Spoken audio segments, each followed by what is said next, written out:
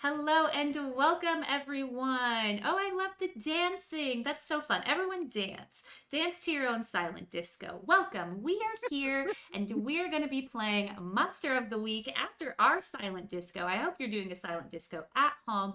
We are raising funds for an amazing organization, International Rescue Committee. They help people affected by war, conflict, and natural disasters around the world, like Palestine, Sudan, and Congo. So please, if you are able to, throw a donation their way. They absolutely need it for the amazing work that they are doing.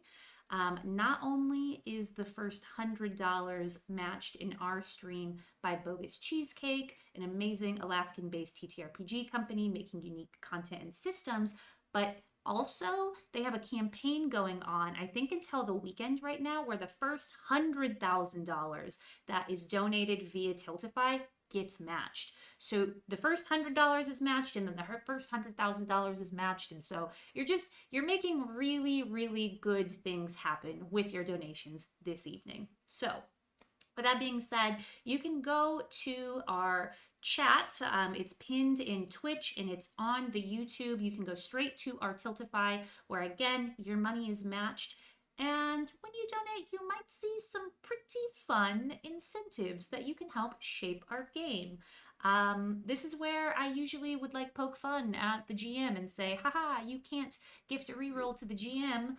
But in Monster of the Week, you don't re-roll as the GM. So for $10, you can gift anyone on the screen except for Robin a reroll, and we will definitely need it.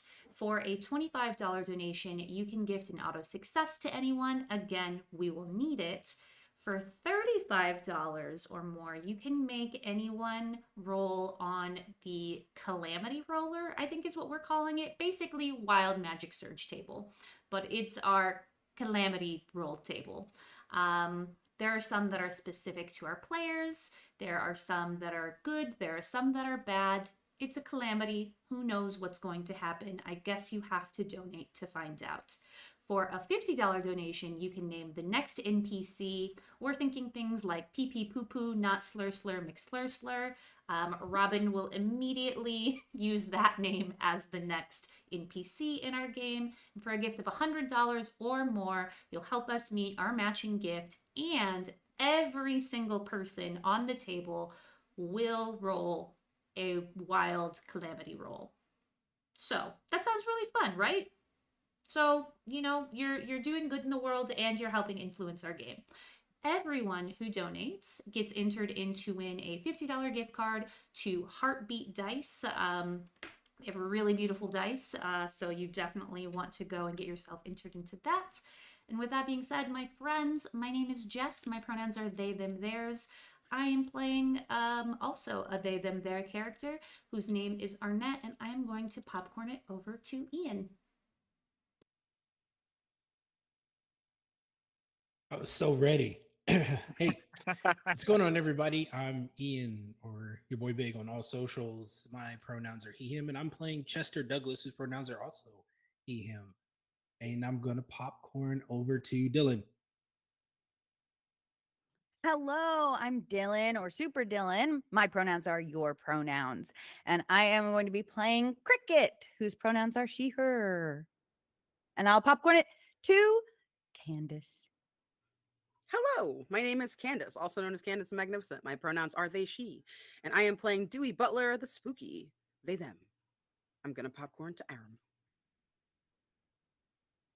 Hi, my name is Aram. I am playing the professional, and my pronouns are he, him, and I'm neat. That's Hell all yeah. I've got, and I'm gonna pop it over to Robin.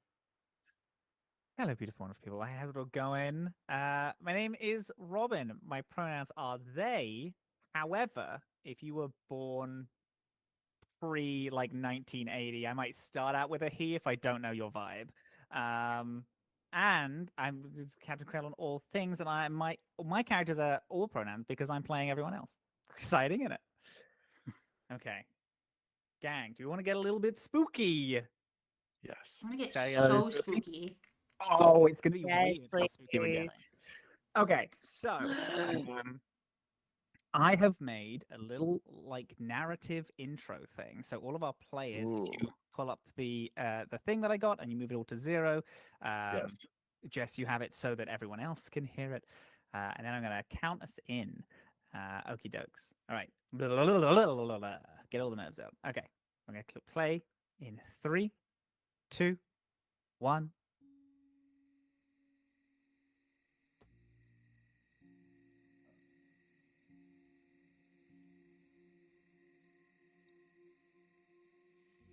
Three figures stand on the edge of a woodland. Twisted screams have solidified and marbled onto their rotting, ghostly faces. Their bodies fall away when bright headlights burst white light through the trees into the wood.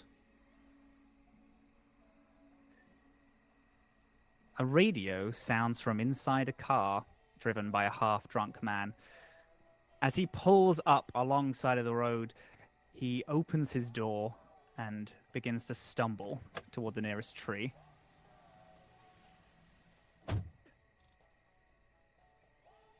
He rests his palm against the tree, unzips his trousers, and starts peeing in the direction of the now hidden ghosts. His stream stops when he hears the radio in his car fumbling the tune that it was playing. Static begins to take over. Whispers begin to struggle to sound over the low crackle of static. The man walks slowly toward the radio. As he walks closer, he bends his head down. And then, from behind, hears a snap of twigs in the wood. He turns. Hello? His voice then raises, his throat bubbles a yell, but then it stops when he sees a woman in a long dress. The sad look in her eyes beckons him in, and so he follows. But the further he walks in, the more figures he notices. And he notices them surrounding him. He sprints immediately, begins to run, losing his cool that he had, his blood alcohol content shooting out of him. But as he runs, these figures, their twisted faces get angrier and angrier, their expressions twisting and gnashing, and they all start screaming until their screams start matching his. And then, suddenly, it all falls silent. There are now 4 figures standing at the edge of the wood, all of their twisted screams meeting one another. Days later, another radio show reports the news. Phil Barnhurst marks the 3rd person to go missing over the summer. He joins Sandy Crawley and Jack Dunham, all of whom have gone missing whilst travelling near Upside Town's North Woodland. Details haven't been released, but police and families have warned residents and tourists not to venture near the woodland until more answers have been found. They also recommend keeping your windows rolled up and your radios off if you have to drive through the area. In other news, Upside Town is getting ready for the Witches' Festival next week, marking the reopening of Upside's fairground. As the radio show advertises the new festival and the reopening of the fairground, the radio crackles, and we find ourselves in a well-loved bar, a place in Upside Town that is beloved by all of the locals for its cheap alcohol and its pool tables that are all slightly discolored. Tonight, the bar is getting ready for its monthly open mic, and tonight is particularly impressive because there is some minor buzz around town. A band made up of an old group of friends who have either left town or not spoken to each other in many years are performing again. Who is the first to turn up, do we think? Oh, I'm always on time. Always. I'm there 5 minutes early. If you're not there 5 minutes early, you're late. Aram, would you like to describe Guy And what's going on in Guy's mind? You Sure. are working for the FBI, correct? I am working for the FBI or some organization that's FBI like. Yeah, something Right. secretive with lots of money. Yeah, absolutely. I am also Ian's character's older brother. And I am in town for a week because I have leave. I'm off. Like the department's going through a yearly, Yeah, like a real inventory or whatever. Right. Yeah. There's some guys with a clipboard in the office pool, just like, yep, this car works and that kind of thing. So we have to be out of the office for a week. So I'm back home visiting my brother. What's your now? Do you play in the band? I used to. Like when we were kids, I used to. Sure. And so I happen to be back in town, so I've been talked into this. Beautiful. Yeah. Yeah, I'm in a full suit. I'm wearing sunglasses, and I have an alto saxophone. It's so dark in the bar, and it's Mhm. also like the sun is setting outside, so it's a Yeah. good look. Yeah, Yeah. you can definitely see. The one neon sign that's been there since like the 70s is almost the only thing you can see, and definitely your like lighthouse point whenever you're walking around the bar. As I walk in, all the curved metals from my alto saxophone get the neon, all those pinks and yellows are in it. Yeah. Yeah. Yeah. Beautiful. Despite myself, I look very cool right now. Guy, you get a buzz on your phone. It's from a private number. It's not unusual for you to get text from private number. This is kind of your job. And a lot of the information you get is like slightly secretive, so they don't want to advertise themselves. Hey Guy, are you working? Now this is also, I would like to say, we are set in like early 2000s. So this is like a Nokia / flip phone. Yeah. Well, Yeah. first of all, I'm always working. The agency is 24/7 a job. I tell people that all the time. So, of course, I just reply, yes. We are having trouble reaching the sheriff's department in Upside Town. And I know that you've gone to visit home. There is a third missing persons report, which I feel like should be looked into.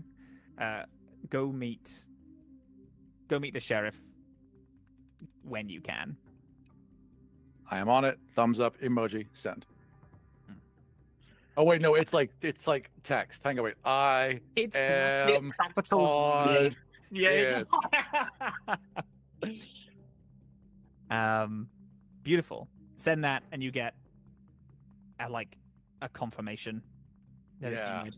A secret 6-digit code that could never be cracked over text to my phone. That's it. They're operating on a level that we can't even fathom. That's right. Who do we think is next to arrive? Do people turn up together? You can turn up together, of course. I think maybe Chester and Arnett do show up together. Yeah? But we're late. Yeah.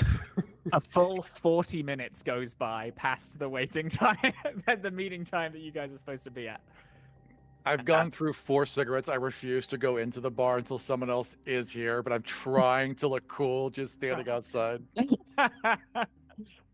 You see this like old school van that like has the mural on the side of it. It's clearly a hand-me-down, and Chester's like skirting into the parking lot. It's my hand-me-down. It's the van I used to have. I know it. Yeah. And he just kind of like whips it into a parking spot. It's all jacked up. It's not any in of the lines. maintenance. You haven't changed oil in months. I can tell right from here. You can see. Yeah, as soon as. Oh, go ahead. You can see Arnett just like hanging on to the oh shit bar, just like.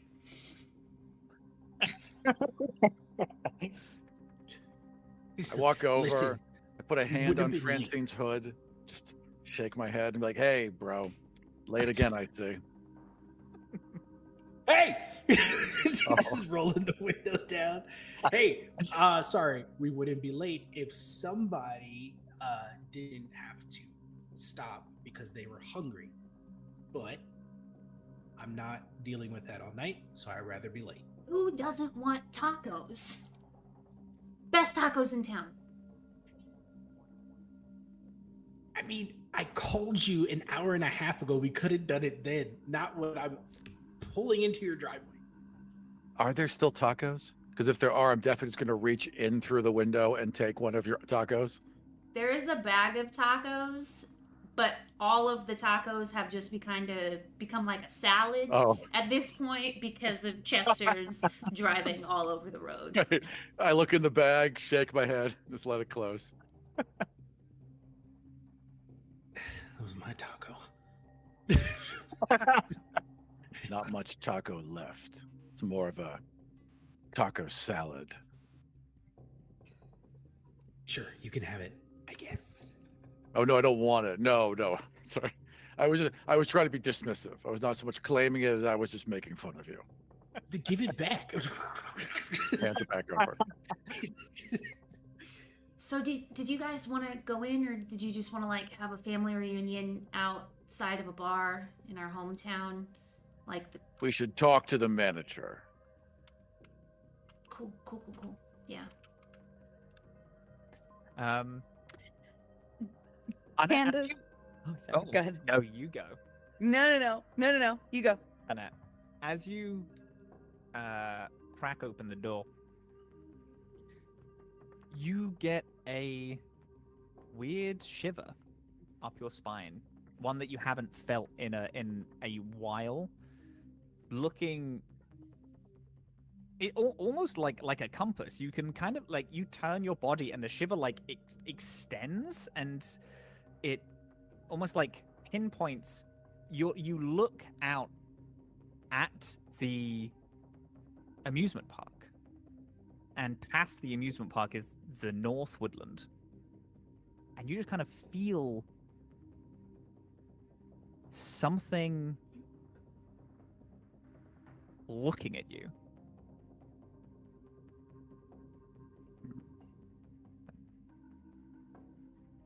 I dismiss that and continue inside. There's an explanation for every supernatural thing. Nothing is without an answer. That's just some weird feeling. I go inside and talk to the manager. I'm gonna Bill? look at Chester and say, "Man, your brother hasn't changed at all." I know. Isn't it cool? Yeah, it's super cool to be exactly the same as you were before. No character development. Famously. So cool. Look at him. He's got the suit and the glasses and like the super like mysterious job. I would think that you would be about it. I like people knowing that I know the things that I know, you know?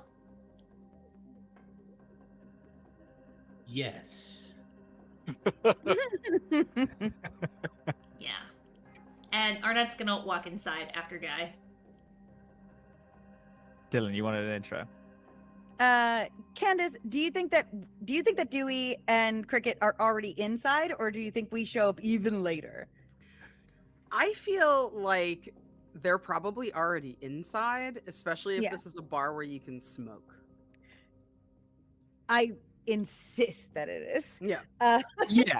I hope so. It better be. I'm already Dewey got smoking. here This right is a small after. town. Yeah. Yeah. Right Yeah. after the library closed at like Yeah. 4:00. Dewey was Mhm. like, "Yeah, all right, I'll go." Yeah. And has been enjoying their happy hour, and now it is no longer happy hour. And they're not hammered; they're pleasant, Yeah. whatever that means for them.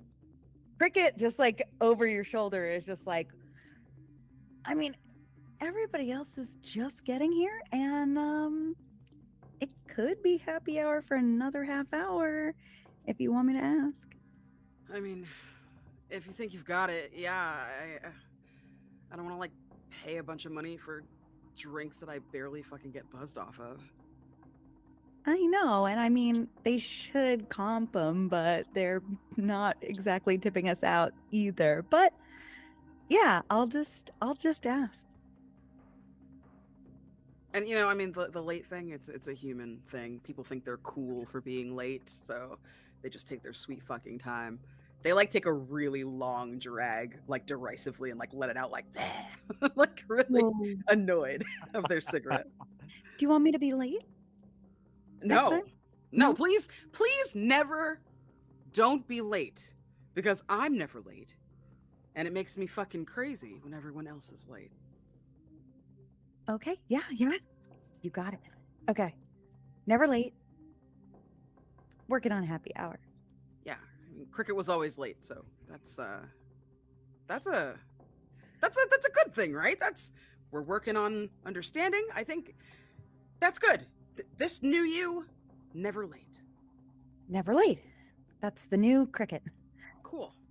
Cool. Sorry, we're late. Yep. Yeah. We brought taco salad. Anyone hungry? Do you have a fork? No. I'm okay. I'm not everyone in the van. No, it's okay. You have a look. You look over to see the bartender who has a sign that says like the upside town's second best tacos, and he has like a little plate, and he's like, "Oh man," and then slowly pushes them off into the sign down. Hey, do you guys want a plate? I can get you a plate and a fork for your taco salad. Sure. All right. I'll have a fork or whatever. Thanks. Gives out a bunch of forks. He's like a Fork guy. he's a fork guy. Yeah, he loves the stuff. Yeah, he's always packing these Fork guy? forks. This is the bartender is a fork guy. Yeah, he loves the stuff. He's always Great. carrying a couple of them. This guy is walks- very You know how- interesting. You know how small towns have like the guys? Like Yeah. I say small towns. Like cities also have it. Yes. This I- is the I know how towns have guys. Yes. yeah. You know Yeah. towns have guys. This Yes. is the fork guys. Ah. Special. I yeah. walk up to the fork guy and I just go, gin and tonic, virgin. Like you want a tonic? I want tonic, yes. You want tonic? Yeah. Before the fork guy walks away, Cricket's gonna kind of lean over the bar, and Cricket is like a short, kind of stocky girl with so many layers of clothing on that there's no shape to her whatsoever. Giant hoodie with a t-shirt over it, big heavy slack beanie, big giant baggy pants, big clunky combat shoes, big chunky belt, chunky everywhere. But she's gonna lean over, and there's like, even though she's just like this sort of like kind of unassumingly like looking person, she's gonna lean over the bar, and like there is like sort of a weird unexpected magnetism of her, and she's gonna be like, and it really should be happy hour for like 30 more minutes when you think about it. Can I charm? Okay, yeah, sure. So roll me plus 10. So for people who don't know, this game is Monster of the Week. The way that Monster of the Week works is whenever you want to do something, you can roll one of your stats, or there are moves. You roll 2d6, and then you add corresponding stat number to it. We have 1 to 6 is a failure, 7 to 9 is a mixed success, so something good, something bad happens, and then a 10 or more is a full success. You tell me what happens. This game. I love this game because it's very much a dance between the players. And I would like to add, since this is our first roll, we've all been introduced now. Someone did donate $100. I was gonna just now that everyone is collectively together. Yeah, we. Oh damn! Now I have to take off my shirt. That was the roll. That's a little- So, Dill, give me that charm, and then we are all gonna roll a calamity roll. And we have a fun little thing that we decided on here. if we were to roll someone was to generally roll on the calamity table, it'd be it would be a D100, and then we pick one of those things. However, I've gotten everyone to write their own specific calamity table, which goes from 1 to 10. So when we all roll on the calamity table, instead of having it so that everyone rolls a D100, everyone's just going to roll a D10, and it's going to be a thing that's specific to their character. So after this charm, I'm going to get everyone to roll a D10, and we're going to have that delicious little consequences of something happening. Dylan, babe, what did you get on that charm? A 9. A 9, so that's a mixed. Fork guy is... I mean, I can't... All right, I can't... I don't want to, make a habit of this. Are you actually going to, order enough drinks for it to be worthwhile, me keeping happy hour open for another 30 minutes? How many's worthwhile? I mean, how big is your party? The band? The band? How many people are in the band? 5? All right, sure. You can do 6 happy hour drinks, 1 for each and then 1 spare, and then sure. The tonic doesn't count. Here is your tonic. Do you want the lime? Of course. Yeah. Sorry, I don't know why I asked. There you go. Lime. Thank you. Picks it up, swirls it around, takes a sip. It's good. It's good. It's nice. Smooth. Yeah. It's a The smooth quinine is glowing in the black light of this place. Dewey leans over and puts their hand on top of yours and says, for the low price of free 99, you can come into your local library and I can get you an entire recipe book of mocktails so that you don't have to do this in front of other people. He looks confused. He doesn't quite pick up signals all the time. And he's like, no, this is quite all right. This is the drink I always order. All right. Thank you. Um, I'm on duty after all. When you're on duty, you gotta stay sharp. So fucking cool. As everyone kind of conglomerates around this this table, or the table that you will have waiting for the show to begin,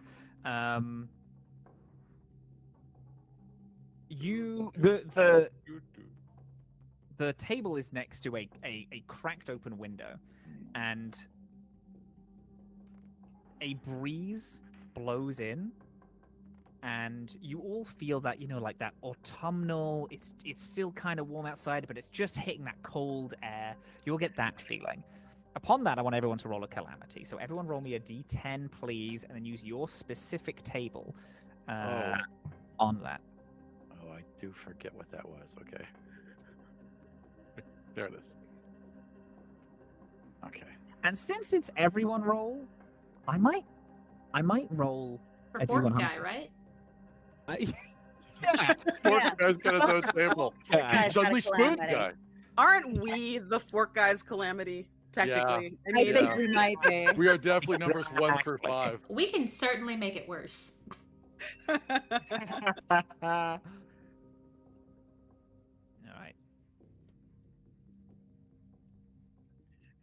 So, I'm gonna go from entrance order. So, Guy, Yes. what'd you roll? I wrote a 5, which is corrupted soul. The demon that has been sleeping in my pistol wakes up. It's a good start. Damn, that's hot. I love that shit. I'm gonna hold just to see if we can combo. I want to see if we Perfect. can combo with other people's weird stuff. Yeah. The demon's name is Blam. Blam. Mhm, Good. yes. Blam the demon. I'm putting that in all caps because I imagine. Of course, Blam would have it no other way. Yeah, little exclamation mark at the end. Yeah. Chester, what do we get? It's just I rolled a 2, which is gonna be fun. Chester gets up from the table to I gotta go to the bathroom, and he gets up, and when he turns around, you just see Vic just just a big old like BBL size thick, and he doesn't even notice it. He's just like, all right, and he kind of walks like this. It just so happens like it grows, it manifests itself. it manifests. It stands up. Love that. Beautiful. Ms. I New like it's Booty always suddenly been there. comes on the fucking the speakers. Wait, Candace, what time did that come out? What was the year? Ms. New Booty? I want to say like 2005. Yeah, Cali Park Bubble Sparks. Yeah, that's like 2005, Hey, 2006. listen, Yeah. it's coming on. It's coming on the radio. It's 2006. We are hard in 2006 now. That is the time frame in which this game takes place. Canonized. Annette, what do we get? I rolled an 8, and my 8 is you and Chester can send telepathic messages to each other for the next 30 minutes. So I think, Oh. Chester, I think it, and you hear it in your mind. God damn, Chester, what the fuck? Chester turns around and audibly goes, "What? What?" Just gonna look around and point to myself. Point to the person next to me. No, it was you. What'd you say? What? Chester, what? In my mind's eye, I say, can you hear me? Yes. What? Think, Your lips aren't moving. And then in his head he goes, what the fuck are they doing now? dude, what the fuck? Your ass is huge. And we can talk to each other like this. Oh. And then he looks down and he's like, oh, oh. It's just, he doesn't know what to do with himself. Unlocking telepathy is only possible if you have a huge ass. Yeah, that. yeah. Thanks to Arnett, Right. what am I supposed to do with this? I can't move around with this. He starts shaking it a little bit. What am I supposed to do with this? You're doing great, bud. You're doing great. Okay. Who was it first? Was it Dewey or was it Cricket? Who spoke first in that? Introduced himself first in that little gang. I feel like it was Cricket. All right, I Cricket. think it was. Mhm. Give it Yeah, to me, Cricket. roughly. What'd you get? So I got a 10, which I decided to be a little cheater and do like more of an odds and evens kind of thing than a whole list.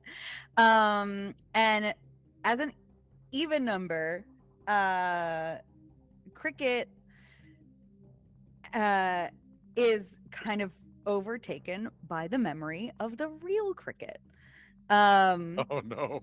So I think that Cricket grabs her drink from the bar and takes a sip of it and is transported so viscerally to the last time that real Cricket got too intoxicated at a show.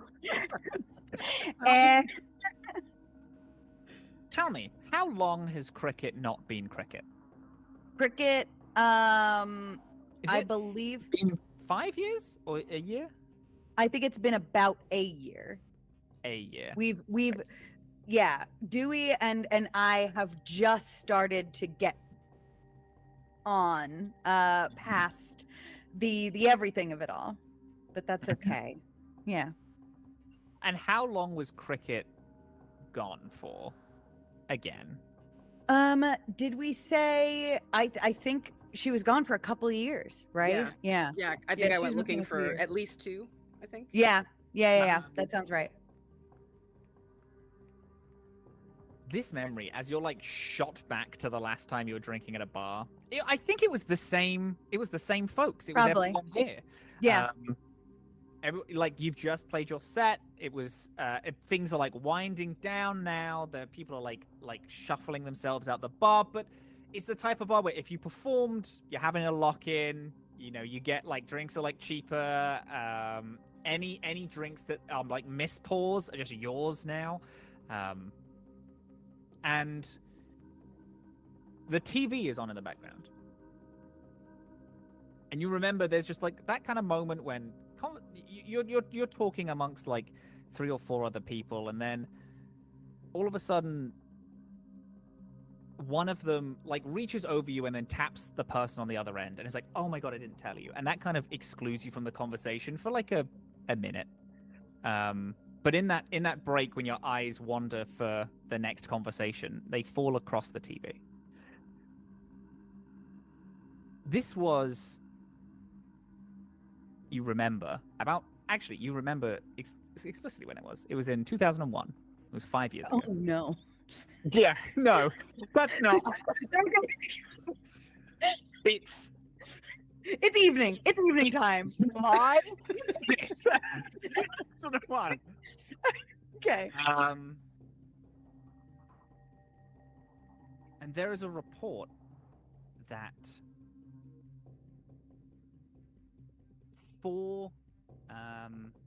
this now marks the 4th person to go missing who was walking around the northern woods. And in a bit of like a drunken stupor, you're like, do you want to be so fucking fun? Is if we go wander around the fucking northern woods? Then that sounds sick. Mm-hmm. You get 2 or 3 others to be like, fuck yeah. And you go. You feel like you were going to say something. I'm not going to dictate your memory. No. I was just enraptured. Okay. I was not. Yeah. Sorry. And you get a small gaggle of people to agree, but then the closer you get, they begin to like tear off, or like, they're all walking. They're all like, oh my god, what a fun idea. And then as you're walking down the street, this is my house though. And then they slip into their home, and then they go, and you find yourself just staring at the entrance to the Northwood. And as you take a deep breath in, it matches your breath currently. And you're just back now. Oh no. I take a sip of that drink and have that out of body experience and come back and go and grab Dewey's shoulder. Oh no. What's going on? Is that how fast it is? How fast what is? Getting drunk? It's that fast? You just take a quick little sip and then you're In my experience, it's like multiple drinks. I mean, unless this is your first drink, which, I mean, it's not really your first drink. But no? Not Are you biologically. feeling drunk? Or Oh, actually, I was, but only for a second. And so when humans drink or imbibe things, they also go to 2001. I mean, not if they can help it. Oh, Is Okay. that what happened to you? You went to 2001. well, just for a moment or two, few seconds, a few minutes, an hour, 2 hours, 3 hours. You see Dewey start doing like math equations in their head. Like it looks like they're really going on a deep dive. Dewey is about 5'6", 5'7", kind of a thicker figured person. They have kind of medium to light brown skin, kind of long, dark, kind of kinky curly hair. They wear kind of straight down, like in their face, big round glasses. And they have currently like a little tank top underneath, and then like a giant, like long, full length, like trench coat style cardigan all the way to the ground that's black. And underneath like some little like tight black pants that have like the fake like bracers on the back, like the little like punk rock pants. And they're wearing like really thick creepers, like thick soled creepers. And they're sort of like perched on the stool staring at you out from like the side of their glasses. So you're saying that you took a sip of your drink and you were transported to 2001. 2001. Were you at this bar? Yes. Oh, I was at this bar for like a few minutes, and Yeah. then I left this Did you try to go bar. to the Northern Woods? Yes. I did. And I was fulfilled with like a deep sense that the worst thing that would ever happen to me was going to happen. Yeah. Is GM, is that the night? Yeah. You see Dewey's face. Specifically, I think I said July 5th, 2001. We gave it a hard day. So Yeah. yeah, July 5th, 2001 is specifically the day. Dewey like takes their glasses off and like takes a really long drag. Like the cigarette ash is like this long as they sort of look at you. That was the day that you took my fucking friend. So maybe we don't talk about that. Maybe we don't talk about that. Because we're trying new things, right? We're trying to refresh our relationship and be kind to one another. Mhm. So you it's funny. It's funny that's the day that you got. Real special guess- day. No, I guess she had a gin and tonic that day. Yeah. And Every time I Yeah. have a cool Canadian dry, I'm transported in time as well. Yeah. Yep. The driest of Canadians. Yes. I want to die. Should we play? Louis, you also rolled. Whilst this conversation is going on, would you mind telling me what you got? Yeah, Dewey pulls on their cigarette again and it kind of goes out. And I think when they relight their next cigarette, maybe this is when it happens. I got Dealmaker, the dark entity that helped get my friend back, calls to me with an offer. We all wrote vastly different things. We Yeah, we just did. started. Yeah, we did. I just got a fat ass. Everybody else. So fat that it helps you speak telepathically. We have Guy. Yes. Are you part of a specifically unique task force on the FBI? Yes, yes. We are a task force that was formed to look into, with the rise of the internet, there has been a lot of reported sightings of strange occurrences. And I am here to debunk in general these strange occurrences. I am if like Scully didn't have a partner. That's what I'm doing right now. Love that. There's always an explanation. The lights on the bar flicker. There's an explanation for that. There's an explanation. It's an old building. Right. Wires. Yeah. There's a light smell of sulfur. It's an old building.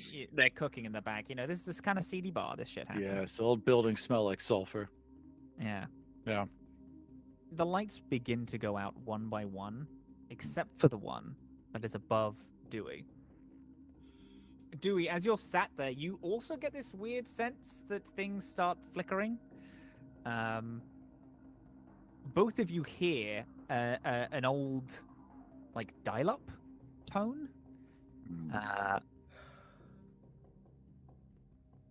Guy, your hand, almost without you thinking about it, touches your, like, grabs your the holster.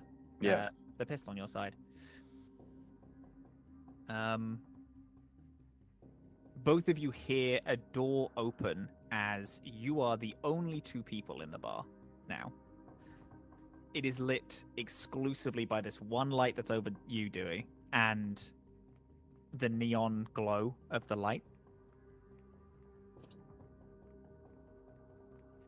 And an older man in like an old kind of 1950s kind of Art Deco suit wanders in. Ah, Guy. He just calls me by my first name. Do I know this guy?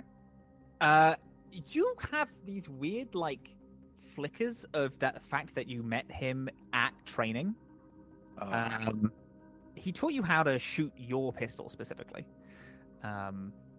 He showed you like how to load it. He talks about how it's a special gun and he made it. And a lot of the people that you trained with also kind of have like experience with this person.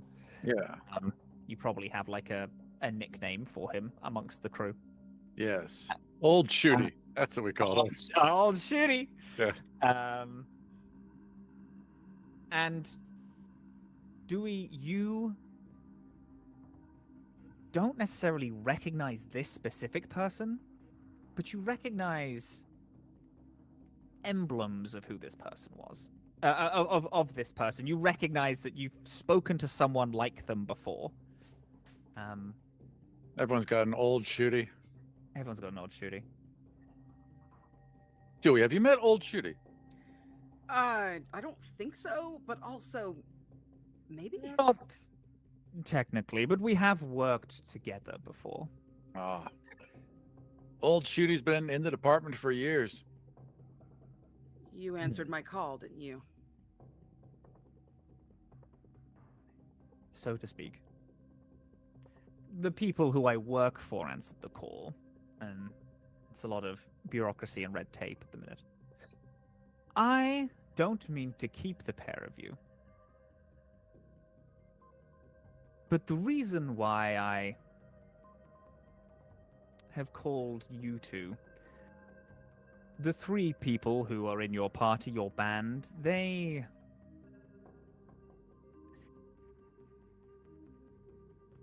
have attributes that the people who I work for find quite interesting.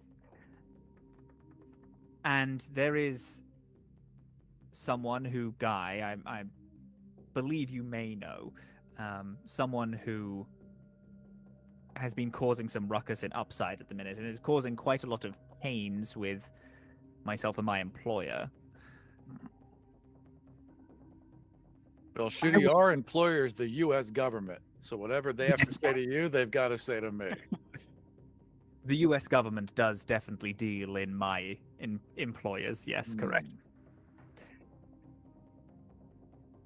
I would like the pair of you to possibly look into this problem of ours.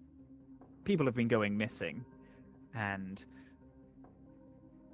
I would appreciate it if you helped find the person responsible. Of course.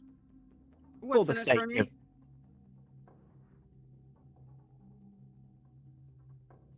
There is someone out there, a young girl, someone who, if you were to spend time with them, might remind yourself of you. They are about to go through something very similar to what you have gone through. A best friend who may possibly be replaced. I do not want them to be that. My employers don't want to be replaced, but certain people do. And I would like you to avoid the heartbreak that that little girl will suffer in a few years. Yeah, okay. Wonderful. Guy, if you need any help throughout tonight, please fire your gun and I will be there to assist you. If you require. Seems a little against policy code, but okay. Shooty, I'll do that. Of course, don't do anything against policy, but Yeah. But you understand, of course. Of course. Right. Well, thank the both of you. I hope tonight is successful and we're able to, help this one little girl. And also the town of Upside, of course. Absolutely. Thank you. Sure.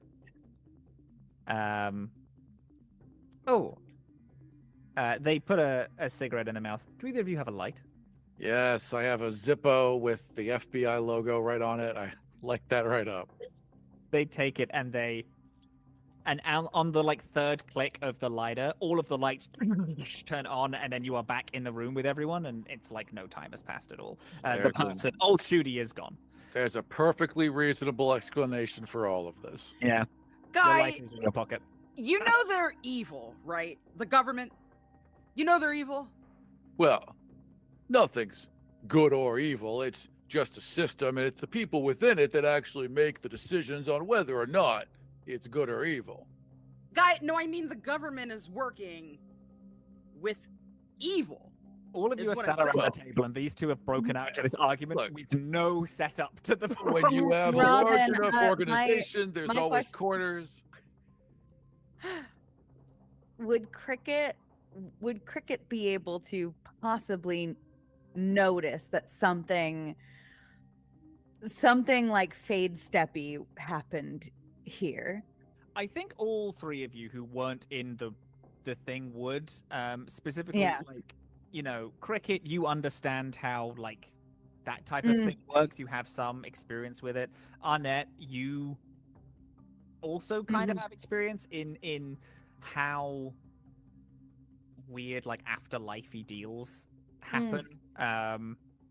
And I mean, Chester, it's kind of a lot of your thing is kind of this system. So I think all three of you would be like, something happened.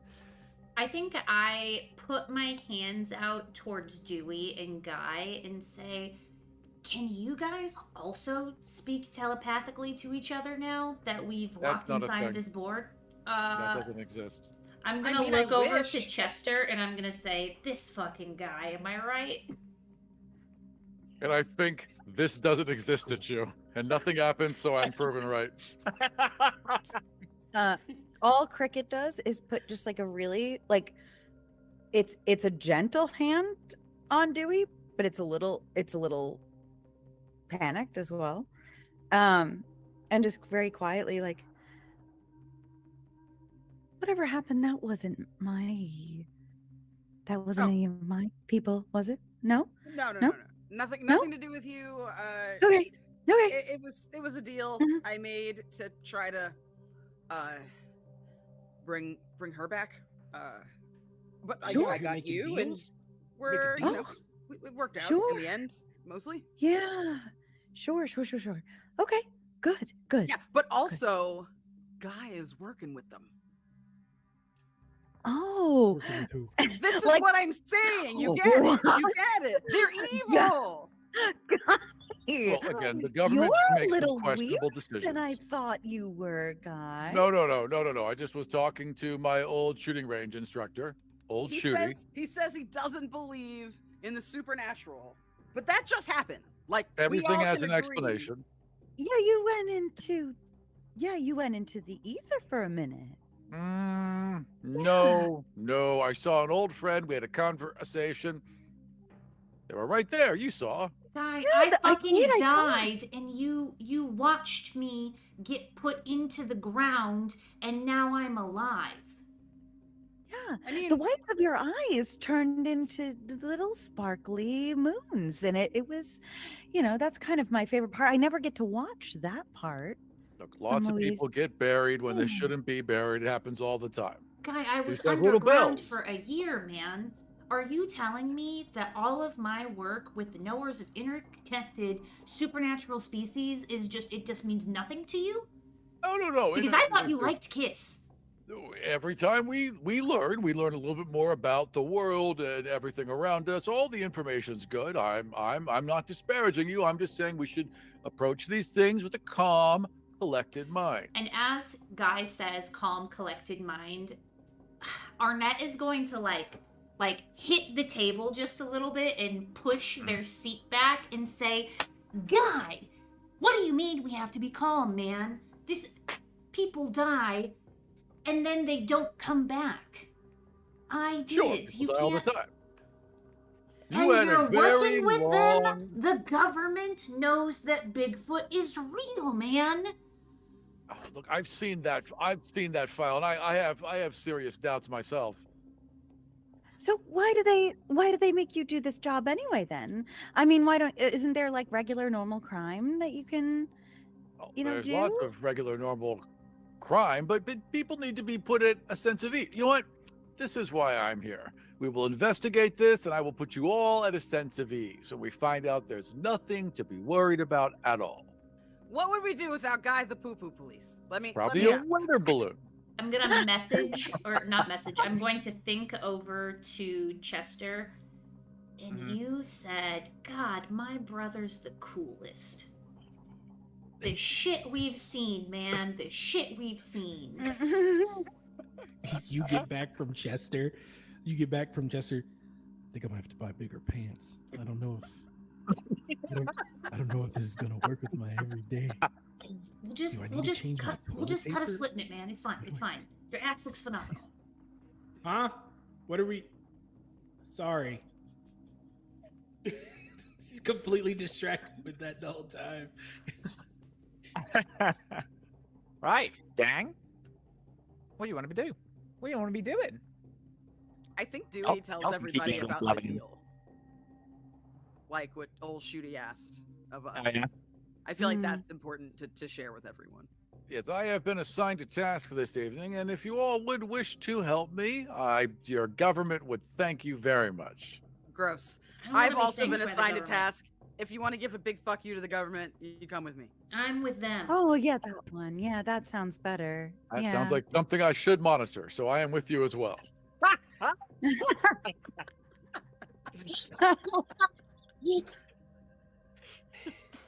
Alright. it. I drove, so I don't care. You're just driving everyone anyway. Yeah. Beauty. So, you decided to pick up this case. This case that marks around the missing people. I'll remind you of clues that you all have. Minor clues, rather. Arnett, you specifically got a shiver toward the Northwoods. Might not necessarily be a clue, but it's something that's weird. You don't really get that ever. And considering that you know that this is about the Northwood, possibly, maybe it's something that you could pursue. Guy, you got a call.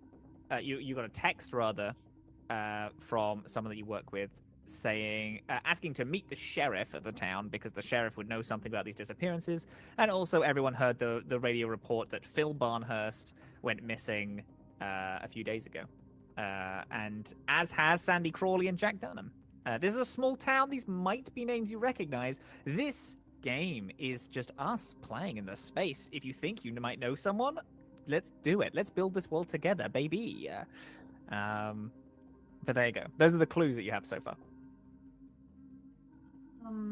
The Northwoods. You're sure? Yeah. Yeah, definitely the Northwoods. Mhm. Okay. Wait a minute. Hold on. Okay. Hold on. Back it up. So you mean to tell me we're gonna go walk into the woods to where everybody went missing and our friend didn't come back the same? Well, I mean, yeah, doesn't that make the most sense? Where else would we find the best clues? Yes. Why don't we start with the ones that we can put our hands on? Like, I don't know, talking to the sheriff. You can put your hands on the woods. There's a lot of wood for you to put your hands and your butt on. I That's do true. have a is rendezvous it with the really that sheriff big? planned for this night as well. What if we asked the sheriff to come along with us? Maybe it would make Chester feel a little more safe. Hold That on. didn't Oh, You feel want like- cops feel to come? safe? I don't know. What is safe? I don't think that we should bring someone who doesn't understand the actual risks. No. Alerting the local law enforcement of our activity is the proper way to go. And usually I find local sheriffs know something about their town that we may miss. Maybe it was a There. bad idea. Yeah, maybe it was a bad idea. Listen. What if we talk to the sheriff, but we don't invite the sheriff? Ah, I'm we, fine with do you that. think we could do that? Do you think we could not bring I'm sure the sheriff sheriff is with- busy anyway. That's good. That's good. It'd be Yeah. kind of cool. Like, Guy, it'd be kind of cool. Like, I could go with you. It's like a ride along. Like, you and I, we can Absolutely. go. That's We- what we will 100% do, and we'll call it that. We'll call it a ride along. It's a Yep. ride along. So how about this? We go talk to the sheriff. Y'all go to the woods. Sounds like we're splitting the party. I love it. Ooh. Well, I mean, Okay. this is like top secret stuff. You know, you got to have a certain clearance to be. You know, That's Yeah. right. Taps his brother. Chester, right. you're so fucking silly, dude. What is going on? I have not seen my brother in 4 years. He's the coolest thing running around, and now he's back. I don't know how long he's gonna be here. You gonna prevent me from spending time with my family? The coolest guy you know. What do you mean? This is what I'm saying. It's obviously a glamour, but this guy doesn't believe in that kind of thing. Come on. Oh, I'm so We were- sorry. we- This is Yeah, my. we were- This is telepathic. Yeah, in their head. Sorry. I do love I do picture Anna and Chester both staring at each other like this. Intensely. But Chester is just like full dump truck Oh, ass. shit. Yeah. in this bar, like, I absolutely have telepathy on my character sheet, so I absolutely hear. Oh, that's sick. Incredible. And I just come out like, hello. It's like one of those It's- party it's- lines. You just happen to I pick love up and that. listening. It's Yeah. like that TikToker, that lady who's like, "This is Jean Grey sending you a message telepathically," and everyone's just like, Everyone points to their head when they use their power, but you point to your ass. That's how it works.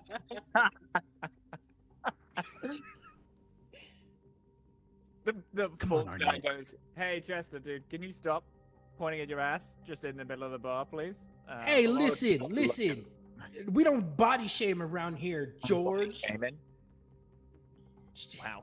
Because First I'm name thinking is- than a snicker, you get all jealous. Never for been called something George since, anyway. like day 3 of me being born. That's crazy. I completely forgot that was my name. Let's just call me Fork Guy. You forgot your name? Did something happen? Have you been to the North Yes. Were Woods you lately? taken? What is? Everyone is so interested in my life. We're not gonna have one at a time. Annette, what did you say? I said, have you been to the North Woods lately? You just said Oh, that no. this is like day 3 of you being born. Have you always been Oh. a fork guy? You look like a fork guy. Well, yeah, I'm the Fork Guy. Yeah. It's like No, when you can see why. Like 'cause you you look like a fork collect- guy. There's Yeah. the guy Like who you always has collect gum, so forks? you go and you get gum from the gum guy. I was like, well, people eat food at parties, and Mhm. everyone has gum, so I decided to bring like a whole bunch of forks, Yeah. and then I Yeah, became. you Fork look like a Guy. guy who would bring a bunch of forks to a party. That lines up. I always have forks on me. That Yeah. was, I felt like it was a good bit. And tell you what, people laughed at first, and then everyone ordered takeaway, and they're like, "Oh shit, we don't have any forks." I'm like, "Baby, I got You were there. Became the most popular guy. Save at the the day. Yeah. Right? It's, It's like the guy from Fork. oh my god, that one movie where he has spoons and shit, and he's just Did that one movie come out before 2006? Because it I better. think it did. Yeah, Yes, it did. we It did. definitely I, Mystery 100% I did. definitely remember Mys- I had a Mystery Halloween Man, party yes. in high school where people dressed up as the Mystery Men. Yeah. Aces. I love that movie. All right, so you don't want to split the party? Chester says out loud. Cleaning glasses again. I just think that if we're gonna go into the woods at all Where people die. and go missing and sometimes come back wrong, we should be together, especially since some of us are very aware of all the risks and some of us are less so. And she looks like through the corner of her eye at Guy. Yeah, Guy, you know exactly that they're talking about you because you know what's going on. You work for the FBI. Everyone Of else course, is absolutely. is an idiot Yeah, child. no, but they are right. Someone should be here who's an adult, who's responsible, Guy, and we're can all protect the adults. others. In theory. So this is what I think's going to happen then. I think I'll call the sheriff on the phone and we'll all go over together. We'll prove that this is a Mhm. big nothing and we'll go back to our night. Let me just store old Betsy. And he takes the giant alto saxophone off. Okay. Yeah. Fine. So are you All right. all going to the Northwoods as Together. you're calling the sheriff? Yes, correct. I'll Sick. get in my tan Crown Victoria and I will call up the sheriff. Not the Crown Vic, Awful. and it's tan. Tan, Oh. tan with tan interior. No. Dang. Does your Even phone the flip dashboard. like this? Yes, 100% does. It absolutely does. Incredible. Yep. I just No, Googled. no, he's got one of those old Nokia bricks. That's what the department would assign, these indestructible Nokias. Yeah. Please. Yeah. Because they can double as a weapon. Right, exactly. I could be the True. suspect with this 100%. So you call the sheriff's department. Yes. Uh, Ring, ring. there's a few Ring, rings. ring. Hello. Hello, Sheriff. This is Agent Guy Douglas. I was told to give you a call. Oh wow. Hey guy, how's it going? That It's, would be it's Agent Buckley. Douglas, Sheriff, but I'm doing quite well.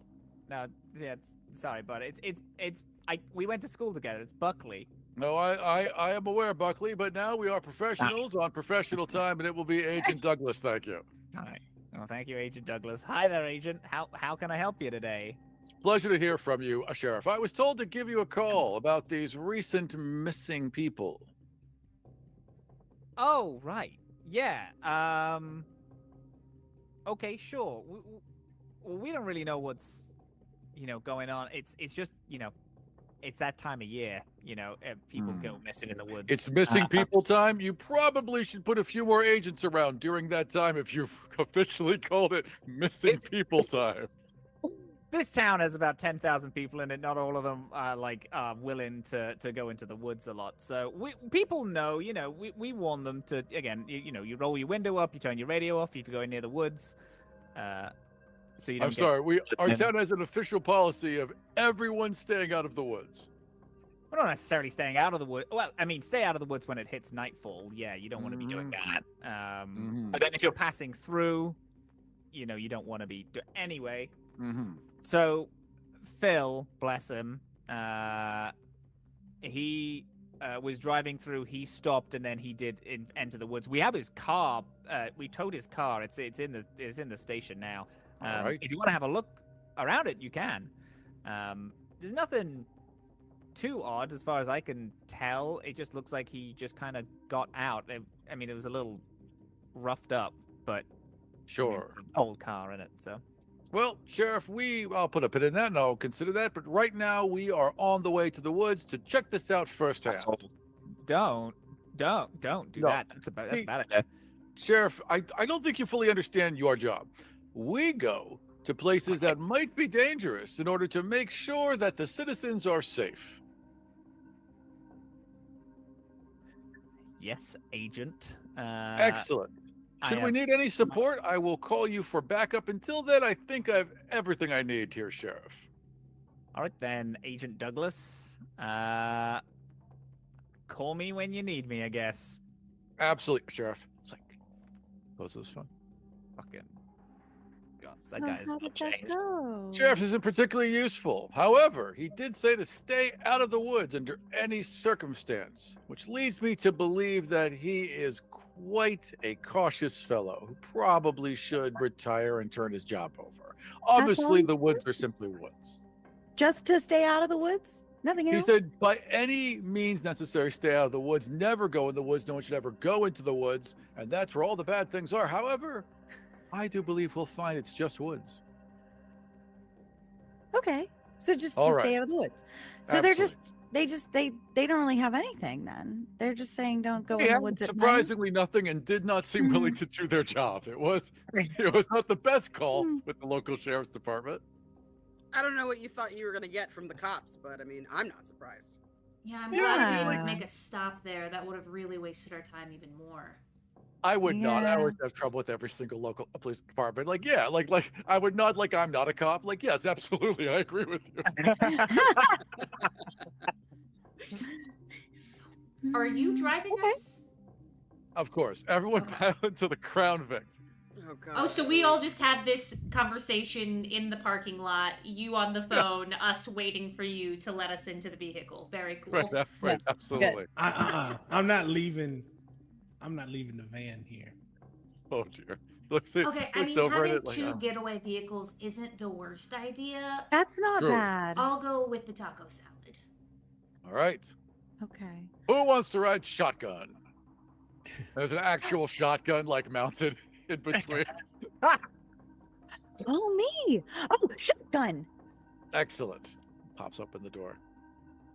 We never really talked much in school. Good to see you, though. We didn't. No. Jump in the van and I play Moneymaker from Ludacris. Yeah. All right, good point. While we were in the bar, I was playing "You're Beautiful" by James Blunt on my saxophone, which was a top hit in 2006. Please. Great. You're doing everything you can to make it as hard as possible for Dew to be seen with you or inside of your vehicle. Yes. Like Do, real. do, do, do, do, do. You guys can ride with us in the van. Yes, please. Can I smoke? Because I need a cigarette. It's just Bill to that. Well, yeah, it's fine. Whatever. I'll lean out the window. It's cool. Please. Solid. I'll stay here and I'll oh, I'm shotgun, so I can play with the radio, right? Sure, absolutely. Just don't touch that or that. Don't turn on the CB. Don't touch that. Don't adjust that. Don't touch the guns. Why do you have so many like knobs? Turns the There's a radio on with one click, and that's it. Speaking of You turn the radio on. I plug in my iPod Mini and Miss New Booty just plays on repeat, Yes. Oh, yeah. and I chuckle to Good. myself because of Chester's New Booty. Booty, just Chester's going off. Sexy Back by Justin Timberlake plays in the other car.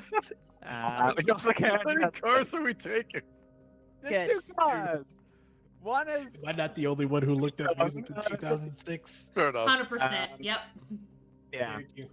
You both drive by a poster for Pan's Labyrinth, which is coming out in 2 weeks.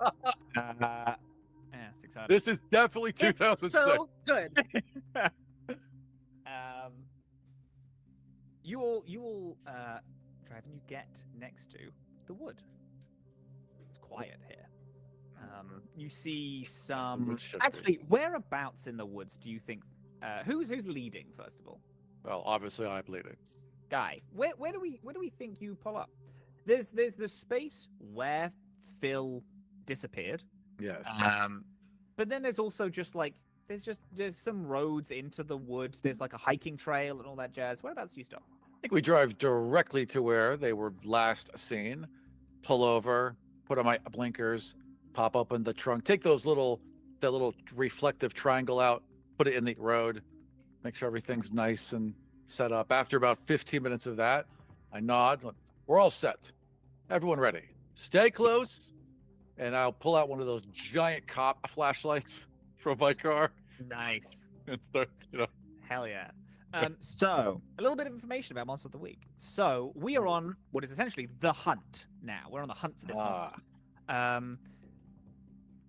The objective of the hunt is to find out the monster that you're collectively trying to fight. Because in Monster of the Week, you have to find out what monster you're fighting and its weakness. A monster can't die without you, like, abusing its weakness.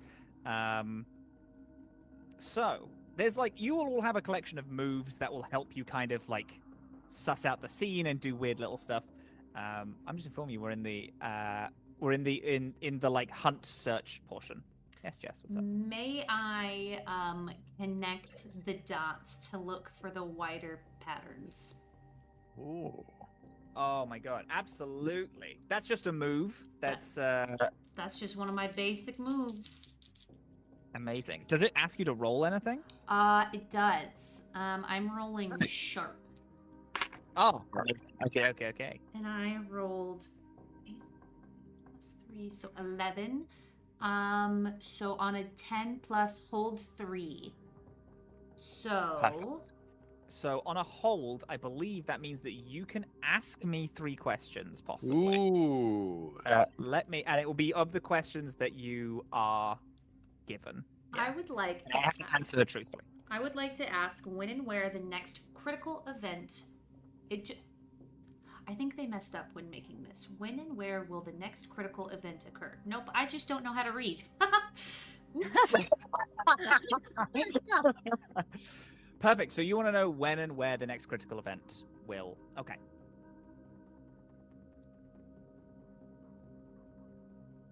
Whilst everyone gets out of the car, Guy has the big, heavy flashlight that is shining deep into the wood.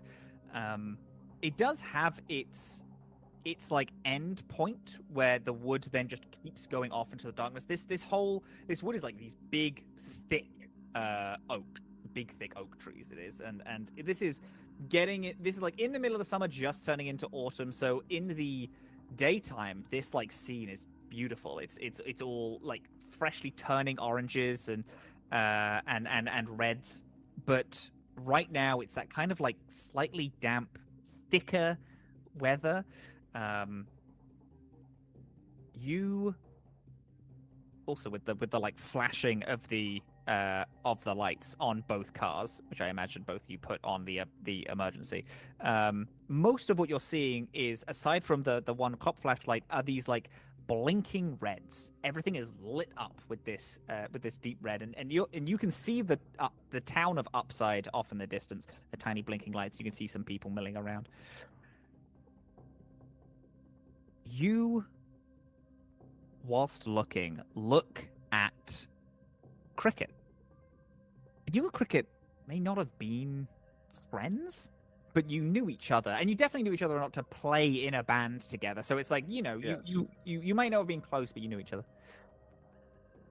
And you recall the same event that Cricket recalled in the memory. This event that happened 5 years ago. Back then, it was the same thing. Every few days to weeks, someone would go missing, and it ended on Cricket. Cricket went missing. Cricket was the 5th person to go missing. Yes. My apologies. Cricket was the 4th person to go missing. I was gonna go the 5th person on July 5th. Yeah, those July 5th. Oh my god. those disappearances were definitely one of the reasons I joined the academy in the first place. Yeah, definitely. And it's strange. Upside is kind of known to be this kind of weird place. The warning that the sheriff gave of just like, and also the radio show at the beginning said, "Hey, roll your windows up, turn your radio off when you're going through the woods."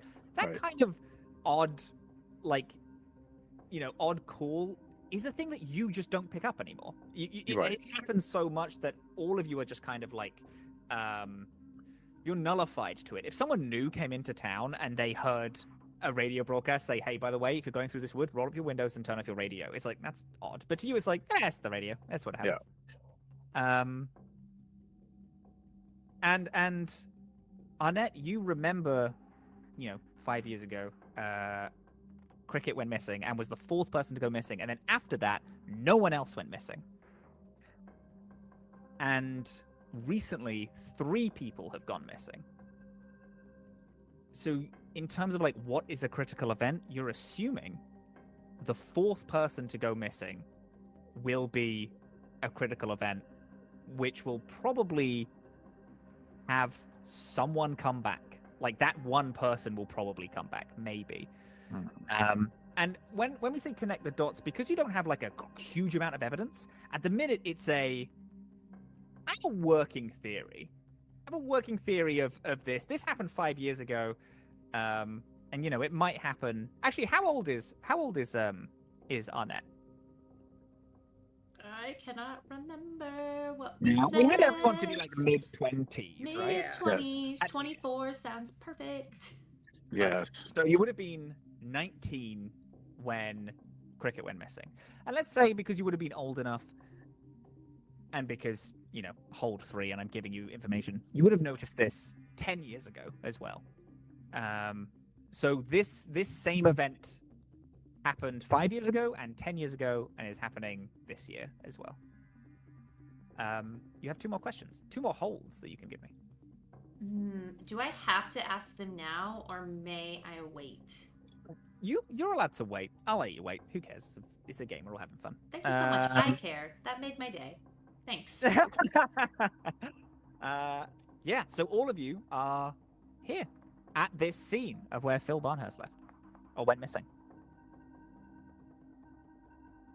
You can do what you want. You're free. You're free. Can I use my sight to look around this area. It allows me to see things that are invisible or communicate with any spirits that are around. Crazy horny for that. Yeah, of course you can do that. Do you have to roll weird for it? Do you have to roll anything, or is it just Yeah, I'm gonna investigate a mystery. hell Um, yeah? So I wish that I could roll plus weird, but there's nothing that says I can do that. So instead, we're just gonna hope for the best. Well, because you're trying to communicate with spirits. I Am mean, I that's a allowed? weird thing. Yeah. Oh, Tell me how you're being weird with this mystery. I And think I'll let you do it. I think I get to like when we get to the clearing and everything. I think like Dewey like straightens up. Like they usually have like that like I don't give a shit hunch going on that they rock. But I feel like they go like very kind of rigid, and their back goes very straight. And their eyes kind of get a little wide, like they're kind of staring off into space. And they're just kind of like walking around like the edges of this area. Then they go into like the middle, and like they're walking in like a pentagram shape. If anybody's like really paying like close attention, Yeah, as they're just kind of mumbling to themselves. Hell yeah. That is an 11. Beautiful. That holds 2 on this investigative mystery. But also, if you, as the spooky, have something weird that you can do, please do tell me. Because I know you're trying to communicate with ghosts. And do So it doesn't say anything specific that I'm allowed to do, other than they give you opportunities to spot clues when you investigate a mystery. So I think like what's happening to me, if I get to ask my 2 questions, I think Dewey like kind of stops wherever it is when this kind of hits them. They just kind of stop. They sit down on the ground and then just like lay prone and like look up at the sky and just sort of like they look like almost like they've passed out as this spirit kind of descends to talk to them. I want to know what happened here and what sort of creature is it. So, in doing this, you say you lay on the ground. Mm-hmm. Have you done this before? Yes. Communicated with a spirit, anything like that? Yeah, definitely. I just want to say, while you lay down on the ground, that Cricket is taking like a really heavy defensive stance over you. Brass knuckles on her hand. Perfection. Beautiful. Proceed. Sorry. When you've done this before, regardless of the area that you're in, it's always been one ghost. Ghosts are pretty rare spirits. They only kind of turn up when something particularly horrific happens, or when someone specifically tries to pull a spirit in to this realm. They're actually rarer than a lot of people give them credit for. A lot of people, they have like ghost hunting shows and they're like, there's a ghost in every house. And you know, as someone who knows this life, you know that's just fundamentally untrue. There's an actually shocking lack of ghosts in the world for the amount of people that have died horrifically. So you're expecting one. You're expecting to see something here. You know someone went missing. You know something's weird. When you open your eyes, you tilt your head slightly toward the wood, and you see tens of them. You see tons of ghosts. All of them have these long clawed drag marks among them. All of them seem to have like this stuck expression of pain or horror.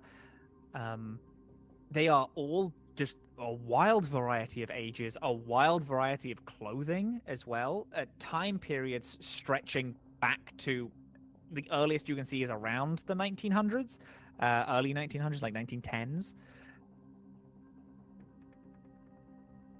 What were the 2 questions that you wanted?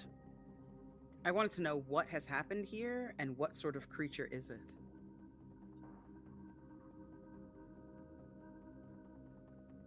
So, do you mind if I give you a little bit of a fucky one for that second one?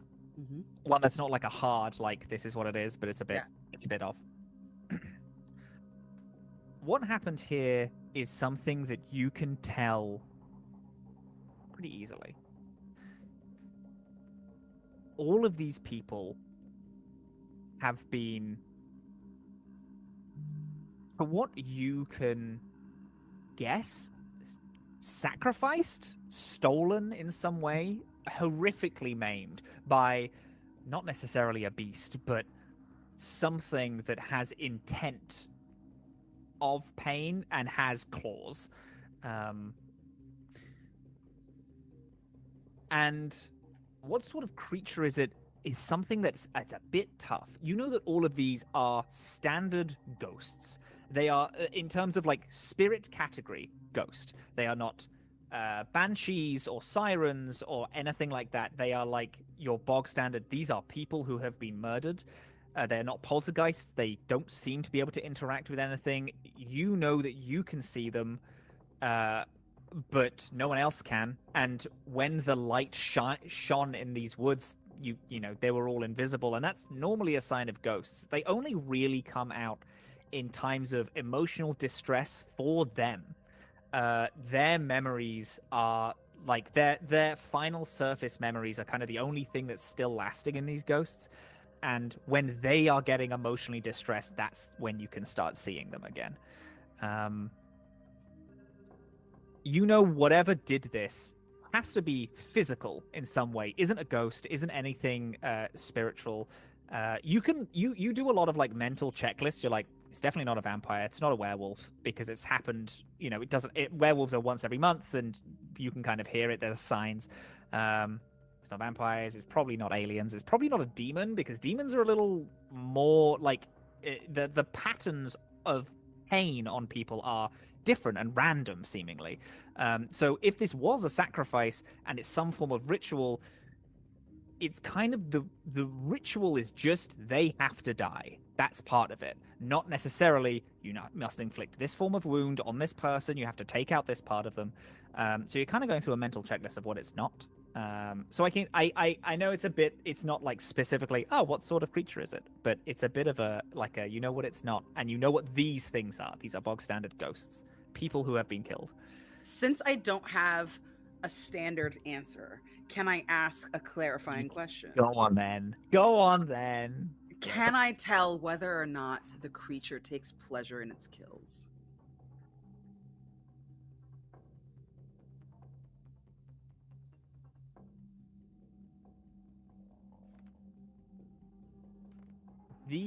A lot of these kills are too random for something that takes pleasure in pain. Okay. A lot of these kills are from there's like huge gash marks on like the back of people's legs, and there's like some which are like from above. They've been like speared into them, and then it's like, you know, come out of their chest and things like that. Like this is, if something was to enjoy this, it would be a bit like death by 1,000 cuts more. But this seems to be like these things were just attacked, and I will say that you do know that this is also not animalistic in the fact that this thing is just lashing out. This thing knows that it's trying to kill someone, but doesn't seem to take any pleasure in it. And again, it's not ritualistic like demon. They're not trying to summon anything. It's just the death is the part of it. I think all of you hear as Dewey sits up like bolt and looks around. Yeah, okay. We are surrounded by ghosts. Guy, not right now. We're surrounded by ghosts. Ghosts aren't real. Okay. We're surrounded by non-entities. I'm sorry. Fantastic. I'm sorry. They were I'm not- perfectly safe. You are valid. Dewey. in your ghost Ignore sleep, him. okay? Keep going. So- Keep going. We're surrounded. We're surrounded by them. Hmm. This seems to be a ritualistic kind of killing. Not like knives and stuff, something with claws.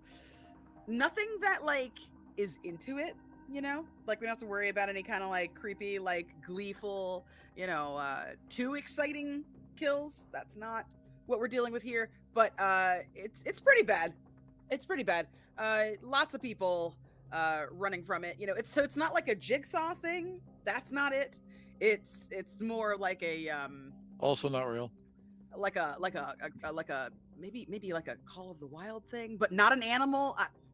It's hard to say, but yeah, it's pretty regular. It knows it's every 5 years. Do you think it hibernates? Jack London is one of my favorite authors. I am interested in the fact that this could be a creature.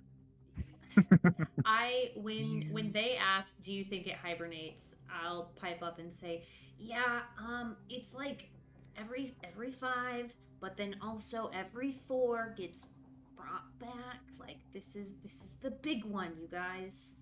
This is it. Did you notice, like, of any of the ghosts that you saw, did you notice anything that was like similar? Were they all like? I mean, they're pretty fucked up, if I can be honest. It looks like all of them were trying to run away from this thing, and the thing was like, no, and got it. But were they all young? Were they varying in ages? Were they varying in representation? Like, That's a good question, Robin. There's almost no similarities between anyone. It's almost like the people that stumbled in the wood are the people who are gonna get got. It feels like it's just, people coming Random. out here and being unfortunate bystanders that are dragged into it. It's almost like So there's no then- pattern and it's completely unrelated to each other and not a mystery at all. So then why not disrupt the pattern?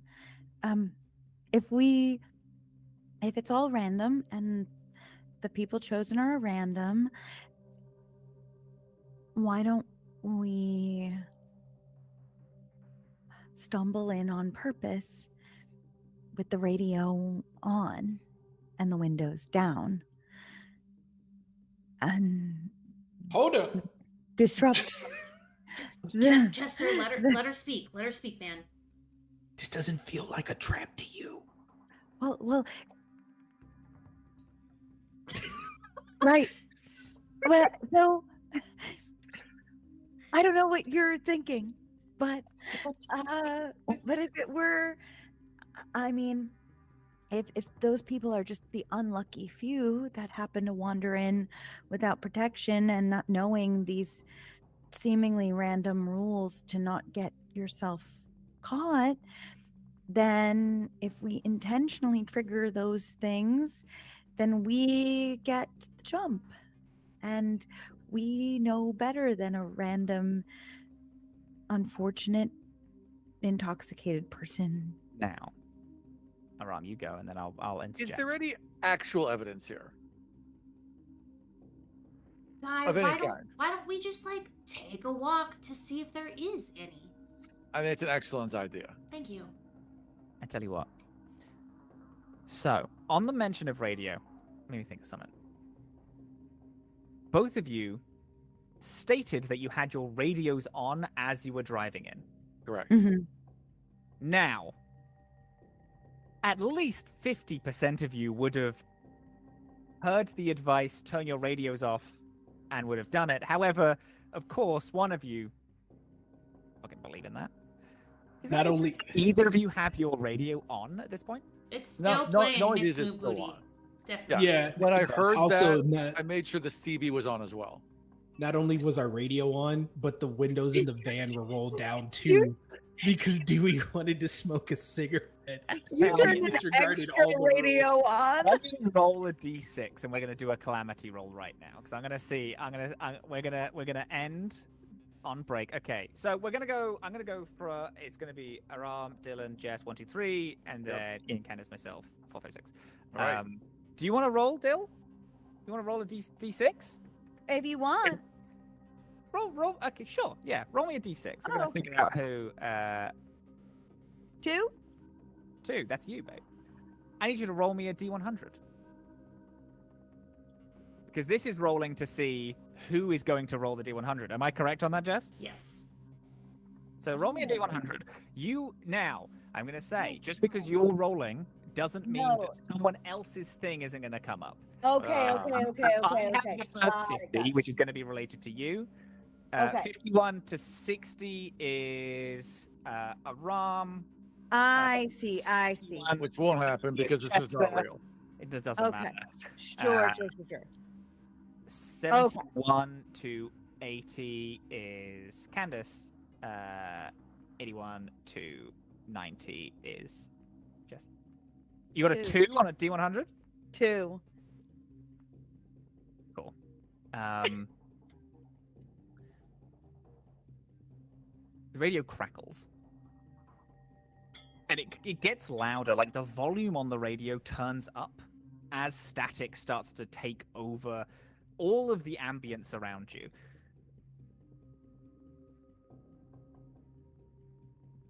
Cricket, do you have any form of like night vision or anything like that, being a weird little creature? No?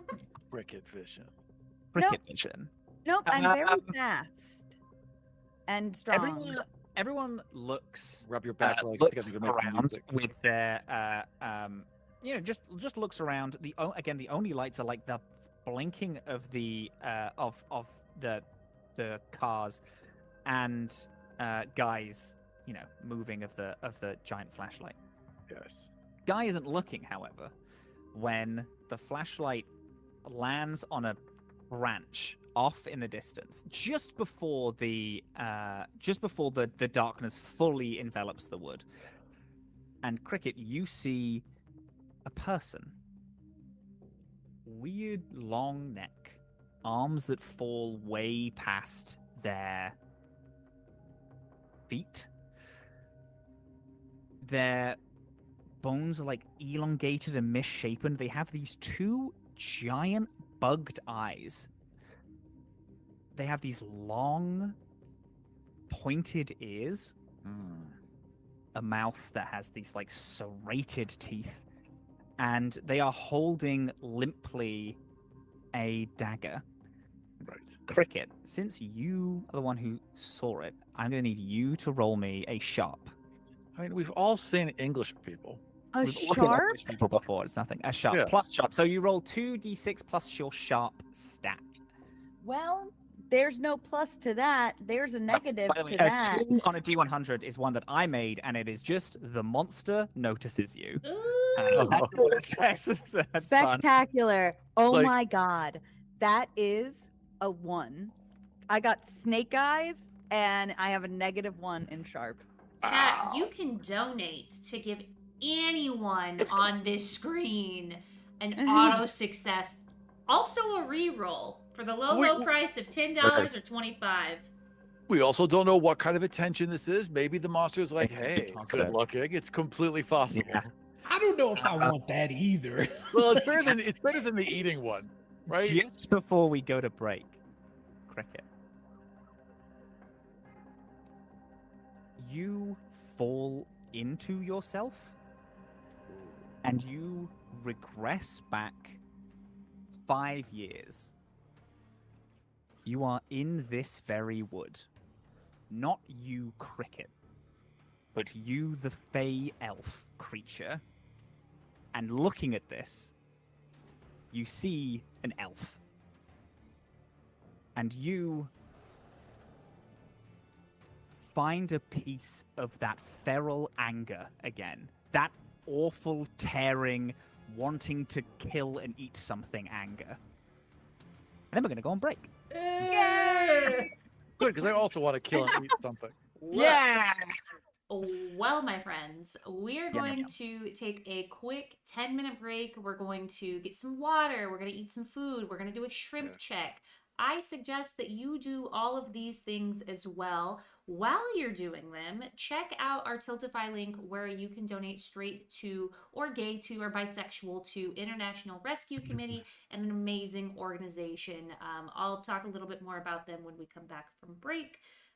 See y'all at 55 after. Bye-bye. Bye-bye.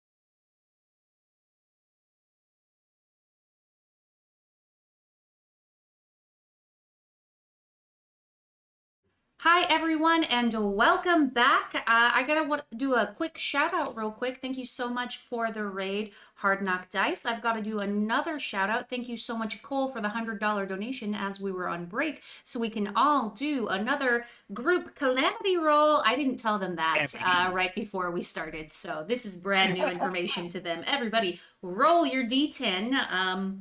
And have that ready to go as I speak a little bit. Specified D10. So, my friends, we are raising funds for International Rescue Committee, an amazing organization who helps people affected by war, conflict, and natural disasters all around the world, like Palestine, Sudan, and Congo. If you are able to, please go to the chat that is pinned on Twitch, as well as YouTube, and donate what you can. While you're on our Tiltify link, you'll see that if you donate $10, you can gift anyone a reroll. $25 gifts a auto success, and we do have one banked for the next one who needs it. Thank you so much, Anonymous, for your donation. $35 will make any player, including Robin, roll on the calamity roll table, which we're about to do in a couple minutes. For $50, you can name the next NPC, and for a $100 gift, you can make all of us roll on the calamity roll table. Our first $100 was matched by Bogus Cheesecake. Shout out to Tom. We also have an amazing giveaway partner, Heartbeat Dice. Every person who every person who donates gets entered into a drawing to win a $50 gift card and to win dice from them. Who needs more dice on this table? I know that I do. I know that you do. Donate and you get entered to win. With all of that being said, we're going to do a little in-character recap before we get into the meats and potatoes of who rolled what on the calamity. So anyways, I'll go ahead and start it off. So I was really hungry when Chester came and picked me up in the van, and so I said, Chester, why don't we stop and get the world's best tacos? The tacos from our hometown right next to the high school. And he said, yeah, that sounds like a great idea. And so we went. We showed up a little bit late to the bar that we were supposed to meet the band at. That's okay. We made it there, and I think that's the important part. Am I right, Chester? Yeah, I I really don't know what I'm supposed to do. Like, am I just supposed to like live like this now? Are all of my pants gonna fit? Like, anyway, Chester's my brother's ass in got town. really big. Yeah, that's really important. We have to make sure that's It's just I feel like it's knocking over things. My brother's in town too, and I'm super excited to see him, but I don't know if he's the coolest as I think as we walk into this woods and we're clearly surrounded by some weird stuff. Hopefully Dewey can kind of clarify on I'm sorry, hopefully Cricket can clarify on what they saw. Right, Cricket? so Dewey's not that upset with me today. I was on time, which is not like Cricket. But then I unfortunately had a little bit of a freak out because I had one of Cricket's memories again, and that's fine. Um, but we're doing okay. We got into two separate cars, which is not a bad sign. I think that it's fine. And we're on our way to the woods, and we had the radio on, and for some reason that feels normal and not scary. And we got to the woods. Um and and I don't feel so good. Do we? Yeah, yeah. I understand. You got a lot of worlds clashing right now. Drinking, but you're not really a drinker. You had that vision earlier. I understand. I maintain that there are lots of ghosts in this forest that we've gotten ourselves into. There's a doubting Thomas in our group. Don't appreciate it. Named Guy.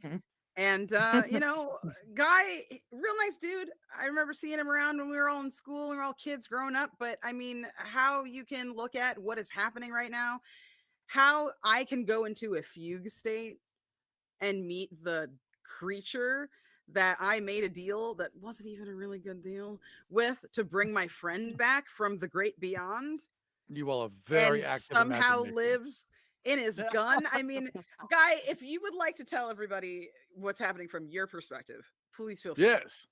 Yes. So like everything just turns black and white. It's just a little trail of smoke as like This as the light fucking shines in. guy. Midnight. She rings my doorbell. I answer. Fate had other plans. No, so far everything's fine. I showed up to play in an old band while I was back, on vacation from work. I'm just having a nice casual night. Now, I'm always on. Guy is always on for justice. However, tonight I'm just having a cigarette with my saxophone and some old friends, and nothing has gone wrong whatsoever. I saw someone who worked at the academy. We chatted for a while. It felt like it felt like we were the only two people in the bar. But of course, that's not true because those things don't happen. It just felt that way because I was so excited to see my old mentor. Then we talked about some missing kids, and I agreed to go along to make sure everyone was safe and they didn't just go stumbling into the woods and end up being lost next. And to this point, I've seen no evidence whatsoever that there's any foul play except for simple things that could be easily explained. Beautiful. Of easily explained things tonight. Yes. Cricket, you are thrown back to before cricket. There is this free cricket lava. I think crickets come from a lava. You are filled with a true rage. As you do. So everyone has rolled on the calamity. I also rolled on the calamity. It's a thing which I am also doing. And I rolled I rolled a 24, which for me is normally it's if you were to roll this yourself, something would happen, but I'm going to pick you for now because I think it's right. Your worst fear is projected like a film, like a you hear an old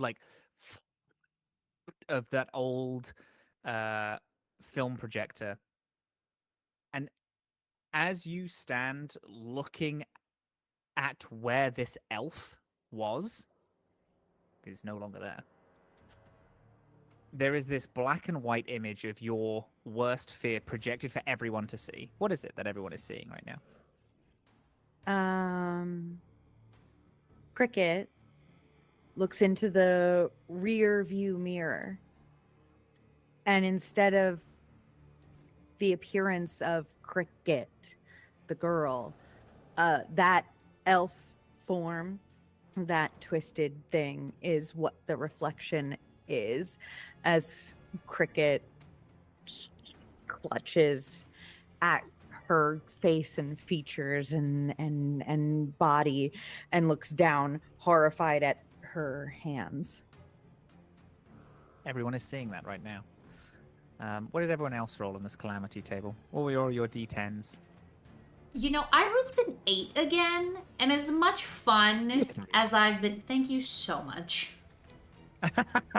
We're all having fun here. You can do what you want. Okay, would you believe me if I said I rolled it for a third fucking time? Fate demands it. If you But roll you don't want to talk. You don't want to talk to me. once more, you can pick anything on the list. Okay. You can just pick. Okay, I rolled a 2 this time. A member of KISS, the high school club, the knowers of interconnected supernatural, I can't remember the last S, shows up, not a member of the band. The last S is for stuff. Thank you. Supernatural stuff. Thank you. Welcome. Beautiful. Perfect. All right, a member of KISS turns up, not the band, the high school club. Right. Candace, what did you get? I got a 3, which is definitely dead. I randomly go into a state of death for as long as the GM chooses and must be piloted like Weekend at Bernie's. Yeah, that's good. Ian, what'd you get, hon?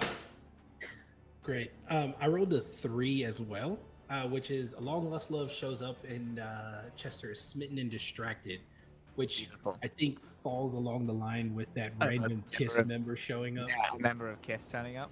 Yeah. Love that. Aram, what we get, babe? I got 7, which is Brooklyn. Guy is now from Brooklyn.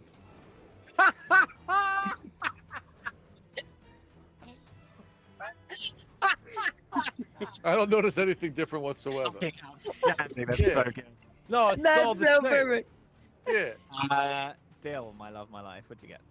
I also rolled a 3, which I think is really funny. I think there were like 3 threes, which is an odd number, which for me, I think really fitting for this moment as well, means that the Fae are demanding an update from me. Beautiful.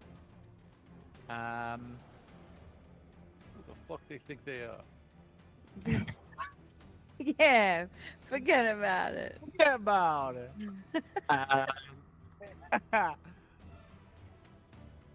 So, Dewey, you are still in this pentagram state.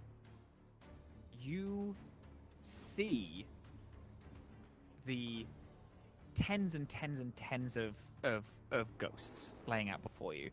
And I think you don't quite switch off your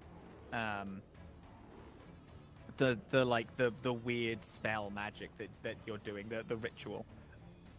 And now I'm pitching this to you. Instead of you falling down full dead and not able to do anything, instead you spot a member of an old high school club, the ghost of a member of an old high school club called Kiss, that upon seeing Arnett and Chester, who are also part of this, runs full sprint into your body, pushing part of your soul out for just a second. And you are now being piloted for about a scene, we'll say, piloted by someone who has been dead for 5 years at this point. Was someone else who went missing before Cricket did. Was someone in your class.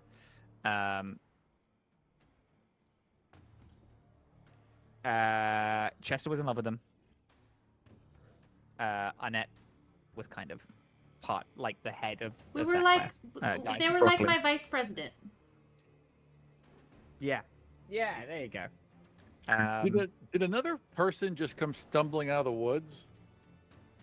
No, it's Okay. like a ghost spirit that rammed into, because Candace can see all of the ghosts, so they rammed into Dewey, and But is we now didn't see any ghosts. Dewey.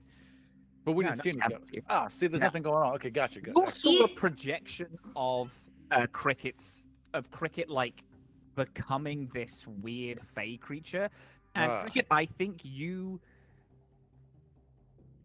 on seeing this elf and seeing this thing in the tree, the radio no longer sounds like static to you, and it sounds like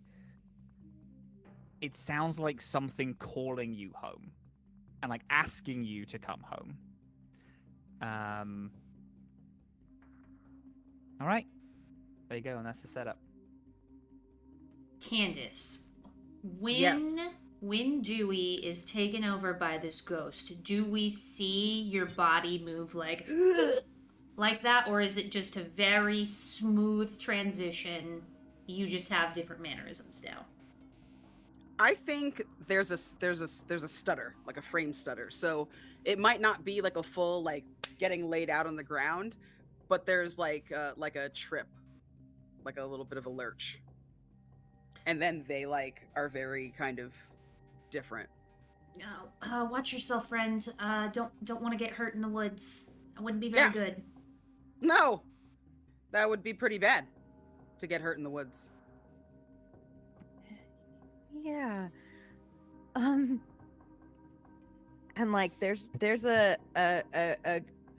sort of like almost like lurch from almost like heaves a little bit, and then just very suddenly it's like to Dewey specifically, stay away from me, okay? And everyone stay away from me, and is gonna start running towards where she last saw that elf in the woods. Deeper into the forest. Mm-hmm. Most certainly not staying away from Cricket. Following Cricket. 100%. I'll go with you. The running is very like Piloting a new body. lots of like rolling around like this. But they're not really breathing hard. Like you do notice there's not a lot of like they're easily keeping pace with you, strangely. Just full Terminator. Is Dewey, would you say that Dewey is like fit? Like, would this kind? Absolutely not. Oh. Like Dewey's not unhealthy, but they're like, I stand all day at my job healthy, right? Like they're not like I hit the gym healthy. And they're wearing like 4-inch platform creepers, and this person is just like soaring. Like they're in Nikes. Dewey, did you do like a couch to 5K? I mean, yeah, I've been training. I've been training for some things. Yeah. How did you train for?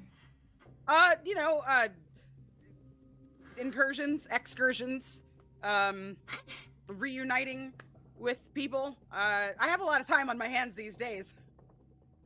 Wait, what? What are we looking for? After Cricket. You fucking saw her? A cricket? No, Cricket, our friend. What the fuck is wrong with you? I'm out of sorts. I'm gonna have a serious talk with you. When we get to Cricket. Yeah. And just Hard pounding. Cricket, Yes. you are running further and further into the forest. I guess. Hey, Cricket! Hey, yo! No, stop! Stop! You are now. I think all of you are starting to see shimmers of actual physical ghosts, spirits around who are like attempting to stand in your way. Cricket, it is incredibly intense for you since with everyone you kind of notice the ghosts are like popping up and trying to like stop them from going further. For you, they are angry.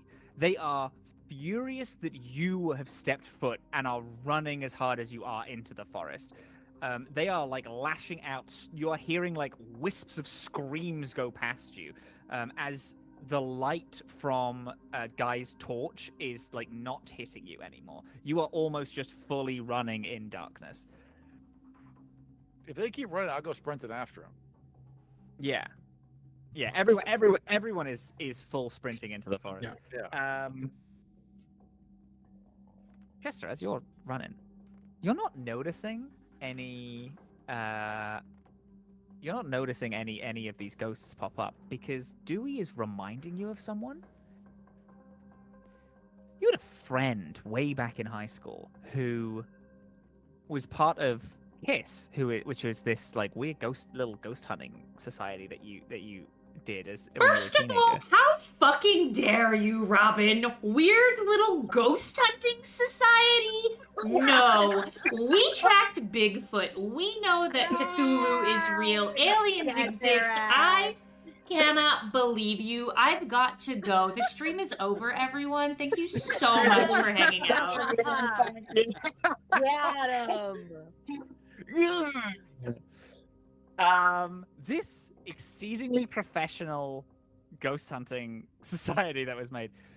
There was someone, the vice president of this was like a track runner, was like an exceedingly proficient, like Yes. like full sprint, like cross country runner, and also and No, doing hurdles. Definitely hurdles. hurdles, all that Yes. shit. Was like so athletic, and you like them so much. And there's just a way that Dewey is sprinting that's making you be like, oh my god, that guy's gonna sound crazy. But does Right? Like Does it remind you of? he's running next to his brother and he's like this, and he's like, hey, you remember, it's weird, but you remember Marcella? Oh, of course, I remember Marcella. Yes. She used to do the hurdles, right? Oh, absolutely. She was great at them. You remember with her hands when she Legs would like a run gazelle. Exactly, but Yes. she would always do this snappy thing right before she jumps. Yes. Is Dewey snapping their fingers while they're running? Are you suggesting that they're possessed with the ghost of our dead track friend?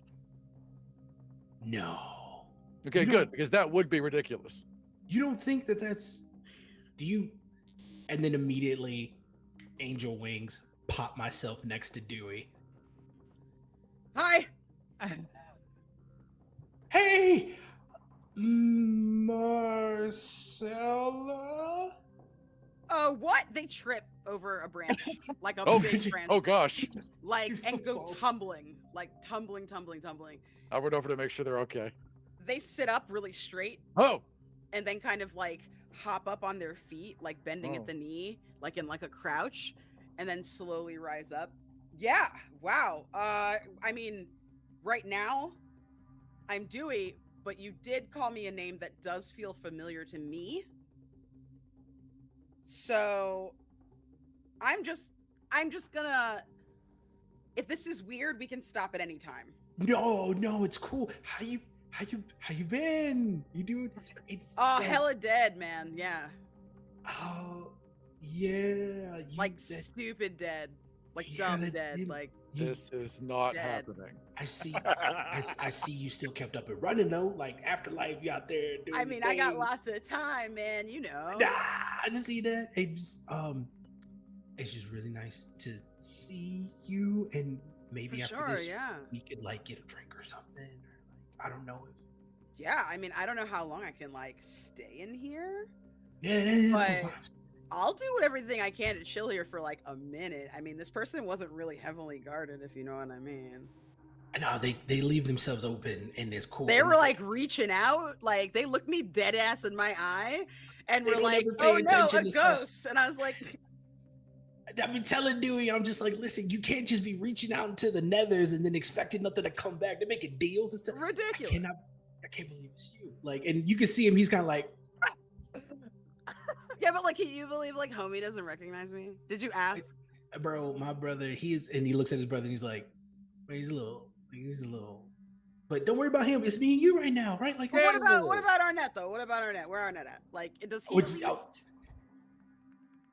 they Dude, maybe excuse with me, the- dude, they. I'm sorry. That. What am I thinking? it's so good. sorry. You've been gone for a while. There have been some Yeah. updates and changes, so Yeah. I'm pretty sure they'll let that pass as long Okay. as you just like. Yeah. But we can figure that out. How do you feel about being part of a polycule? Oh, I'm open. Yeah, no. I mean, like, so there's a girl I'm kind of dating in the forest. I'd have to come back here every once in a while to like. Yeah, I mean, you know? it's all about boundaries and communication and Oh, to make for sure that sure. everybody. Honesty is my number one. How do you feel about? You remember JD from high school? Yeah, My word. best Yeah. friend? Yeah. So listen, me, him, Arnett, and like this Shay, other, Shay, tell her about Shay. Shay. Oh, you're gonna love No Shay. way. Yeah, dude. All I y'all just- together. Yeah, you You trying live to in you the trying to same mingle, place? you trying to intermingle and twinkle with the polycule. Wow. With the paranormal Yeah. polycule. I'm good. I mean, is this person cute? Like, I can't tell. Like, are they all right? Like, Oh no, yeah, it's Dewey respectfully has got it going on. oh, awesome. Okay, Oh. cool. All right, cool. Yeah. All right. Wait, are you talking left. about the original Guy, paranoia polycule? I'm down with OPP. See, he's not Oh that my bad. See, everybody thinks my God. brother is weird, but like, What's he's wrong down. with him? He seems fine to me. He's Thank part you. of the FBI. Oh, top level clearance and shit. Top flight security, all that Yeah. shit. Nigga, this is crazy. Okay, Okay, we're really okay. we're really supposed to be getting our friend Cricket right now, but like, if I could say from the way that Cricket, I'm with like shorter person, Yup. freckles. Yup. So they are also maybe kind of sort of might not be possessed, but I'm just really distracted by you right now. Like, we could leave. Well, I the mean, video- I can tell you right now, like they didn't get got by the same thing I got by. What They're did you not get like by?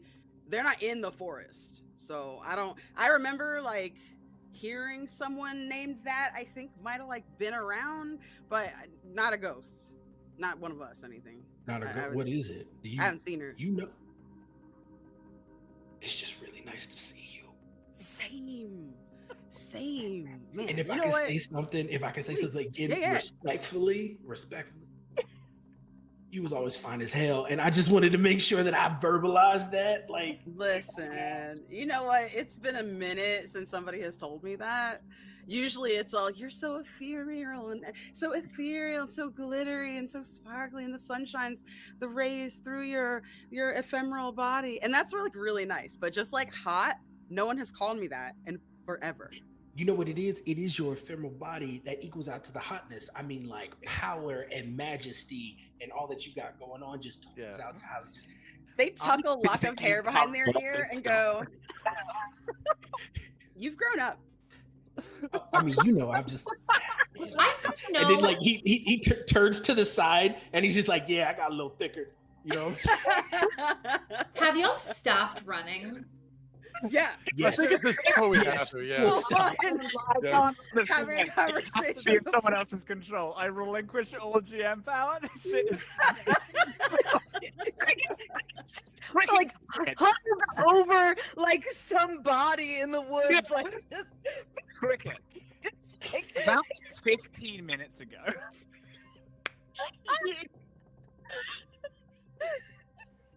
As you're sprinting, and these beings and these ghosts that are like angrily, horrifically screaming at you, they almost as soon as they appeared at the front of the wood, stop, end. As do the trees, and you are in a clearing.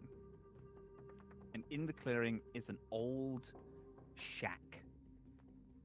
1800s looking. It's rotted wood. The ground is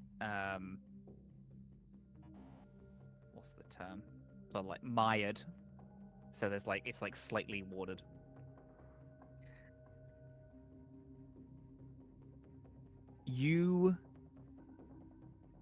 There's a spark of you that remembers here, that knows it. Not only do you, Cricket, remember this place, but you, the being, remember this place as well.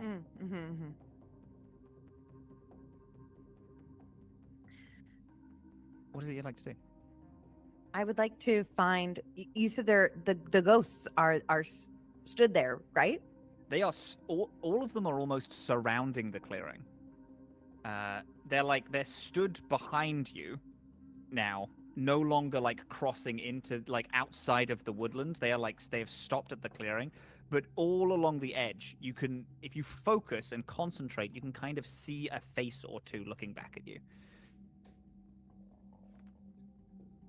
As they're all almost watching you in this clearing, looking, almost watching this shack.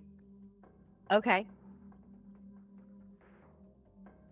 I stand up and I stare at the shack and I bellow in a voice that has Cricket's tone, but then like a dark, deep, grumbling like undertone that mimics it underneath. As I say, you come out here and you talk to me right now, and I would like to use the dark negotiator skill, where I am allowed to use manipulate person on monsters as well as people. You need that fucking roll. That's so delicious. Okay. Yum, yum, yum, yum, rem- yum, yum, yum. Remind me what we have. We have a reroll and we have a auto Auto success if I success. need it, right? Okay. Correct. All right, we're not failing this. We're getting this one. Ooh, I might not.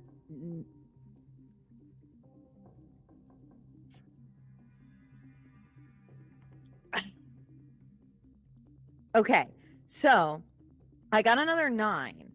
If I use the auto success, does that mean I can make that 9 into like the 12. 10, Yeah. the 12? I mean, You make it into 12, the full dice, yeah.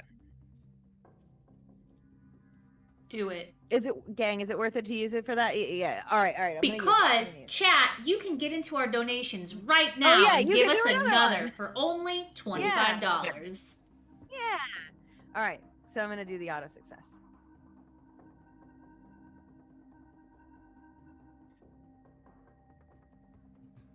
An auto success for a death metal scream in the middle of the woods. Yes, Hell yeah. correct. Yeah, it's Thank you. Yeah, hell yeah. essentially.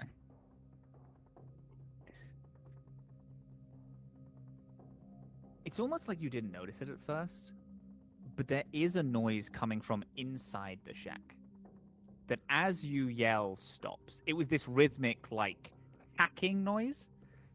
It's like... As you yell, it stops. There's a moment of an owl hoots, crickets off in the distance. You hear a car, cricket. You hear a car drive past the road like a mile deep. The door slowly creaks open. This elf steps out, like is hunched over and walks out of the door on all fours to stand to its full height. Its arms still like dragging across the floor, kind of occasionally like helping it pull itself forward. It's not wearing clothes, but it seems that like leaves and vines have grown over its skin to cover. If it was a human person, it would cover parts of them. But the skin that it's touching, it's like rashed from the vines. You can tell it's some form of probably poison ivy. It comes out with a long ritualistic hatchet, it looks like. Slightly rusted, and you can tell has some form of, maybe not sylvan make, but is possibly slightly magical. Ritualistic in a fact that it can call fayness. Right. It speaks back in a language you understand, but to most people it just sounds a bit like a bird. Like, what's the term? It's like when it's a bird, but it's like clicking and doing small like that. Like a scary bird. Like a scary, spooky, A like a scary spooky bird. guy. Like a bird that clacks its bill a lot, like one of those. Yes, Yeah. absolutely. Yeah. Chittering. Yes, a chittering That's bird. exactly it. Yeah, it's Chittering. chittering, Yeah. chittering at you. Terrible. It chitters in acknowledgement.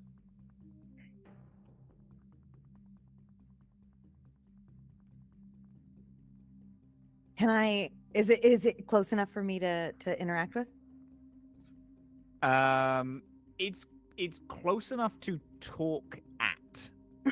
And talk to, like it'll respond to things. It's not necessarily like within stabbing distance. Sure. If I don't want to stab it, I have a little bit of a pitch, but it might be me taking up too much. Taking too much. Everyone will catch up like in a little bit of you Yeah. seeing this creature. I'm still Because- running. Yeah, when people like, when the others break the tree line, this thing is going to dip. It's here because you're here, and it senses the similarity between the two of you. I want to try. I want to drop Cricket's voice as much as I can Mhm. to be as much of the creature that I am inside of her. And I want to walk towards it and speaking in that chitter Mm. as well to just say, I came back. I just want to show you something. Can I show you something very, very dire?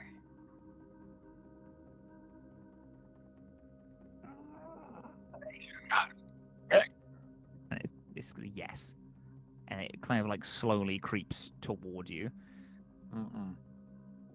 I want to put like a really gentle hand on it, but like as I do, like even though it's still a human hand, like it like I've begun to sort of embody the form mannerisms that I of it. was, the mannerisms of it. Like I'm no longer moving like Cricket, but when I reach out and touch it, I would like to propose that I share with it a memory of each of you, one that I have had to remember from before I became Cricket.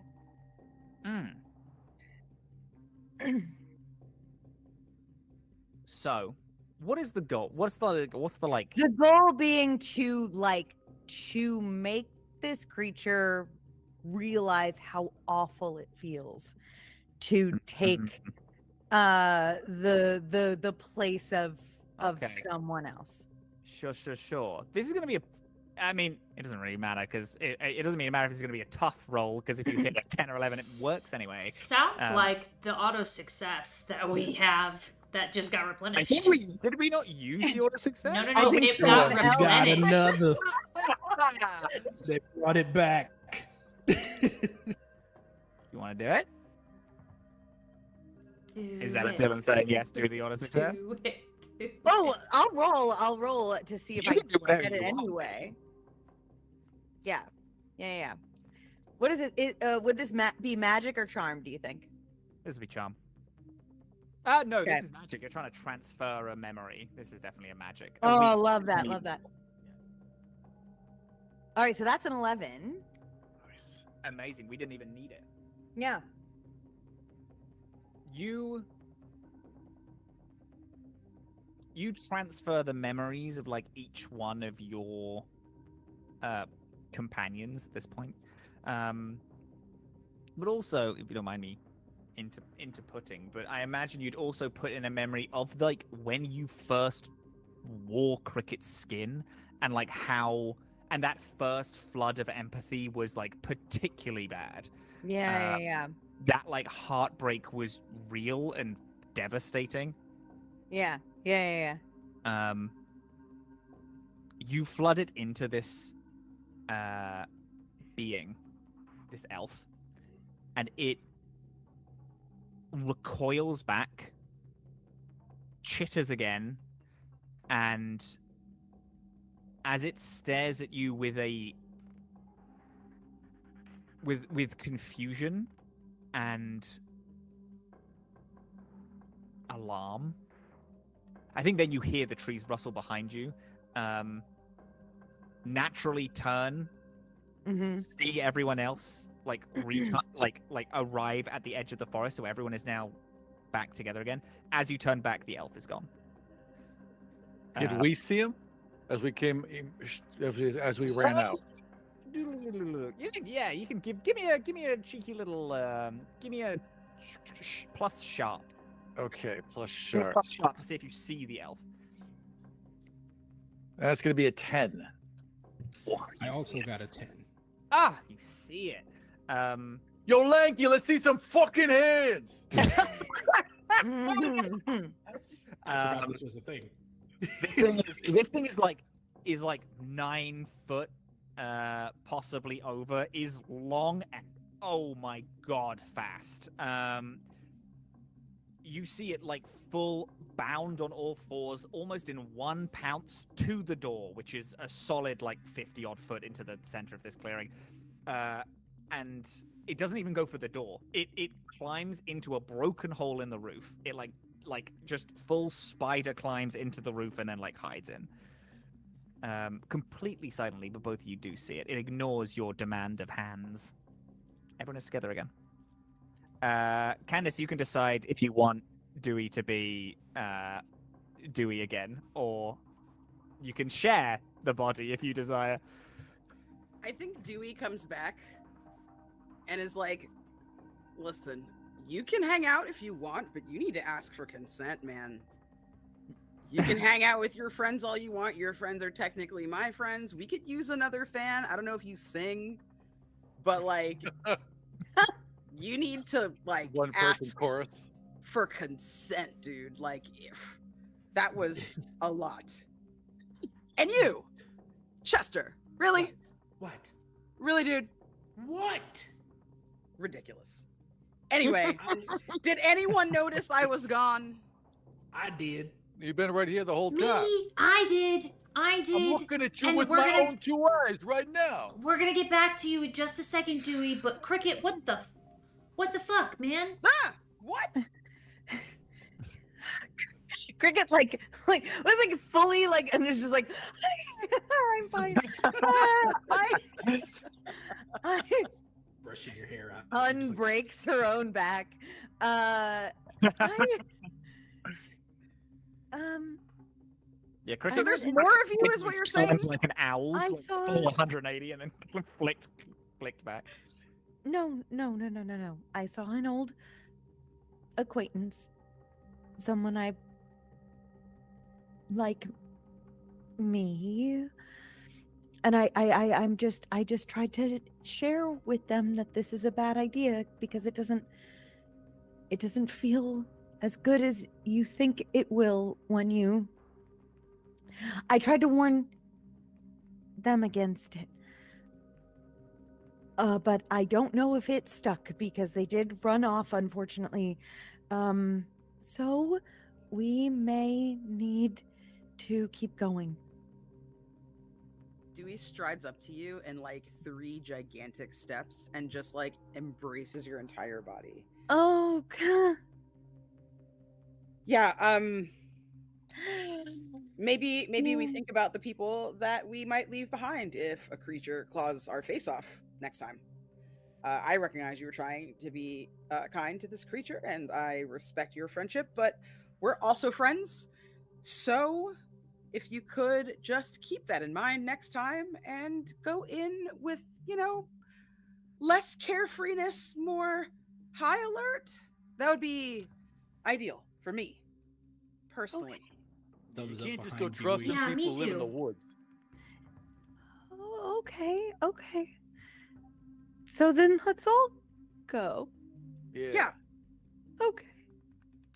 it's really cool that you got people out there like you as well. I would be Well, happy to meet them if they don't want to eat me.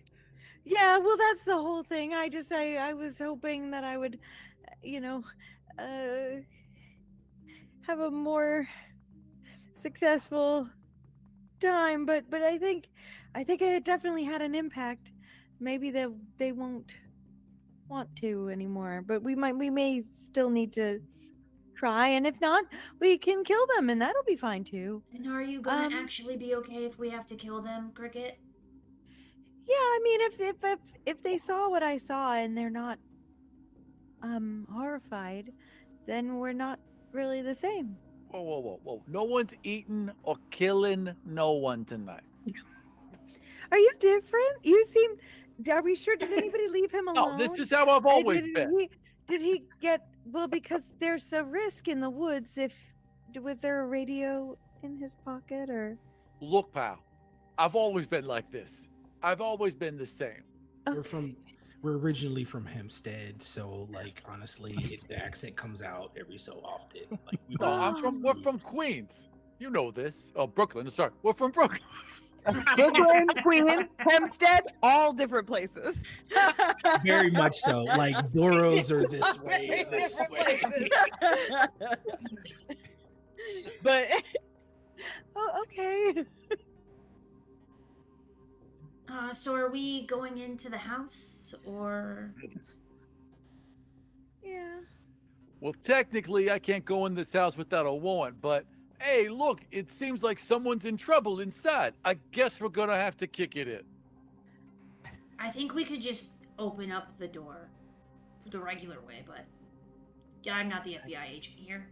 You know, I mean, Is there anything we need to do before we go in there? Because I very obviously, sadly turn the knob.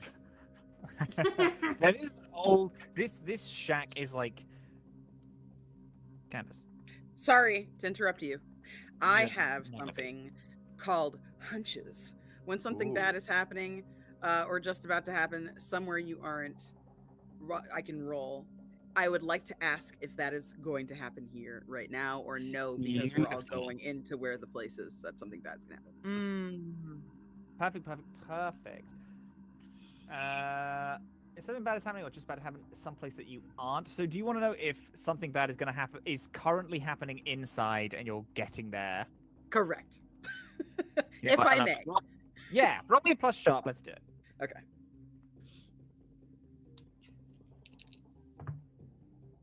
That's a 7. That's a Unless 7. we have a reroll. You can re-roll. We do have a re-roll.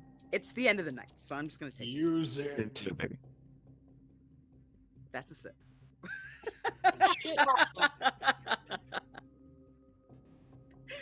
So on Is a this miss- roll going to like really help us? Because we do have that one final auto success. I will also say there is also a mechanic in Monster of the Week called Luck, which you can change Oh. any roll to a 12, or you can use it to avoid all damage that you're going to take.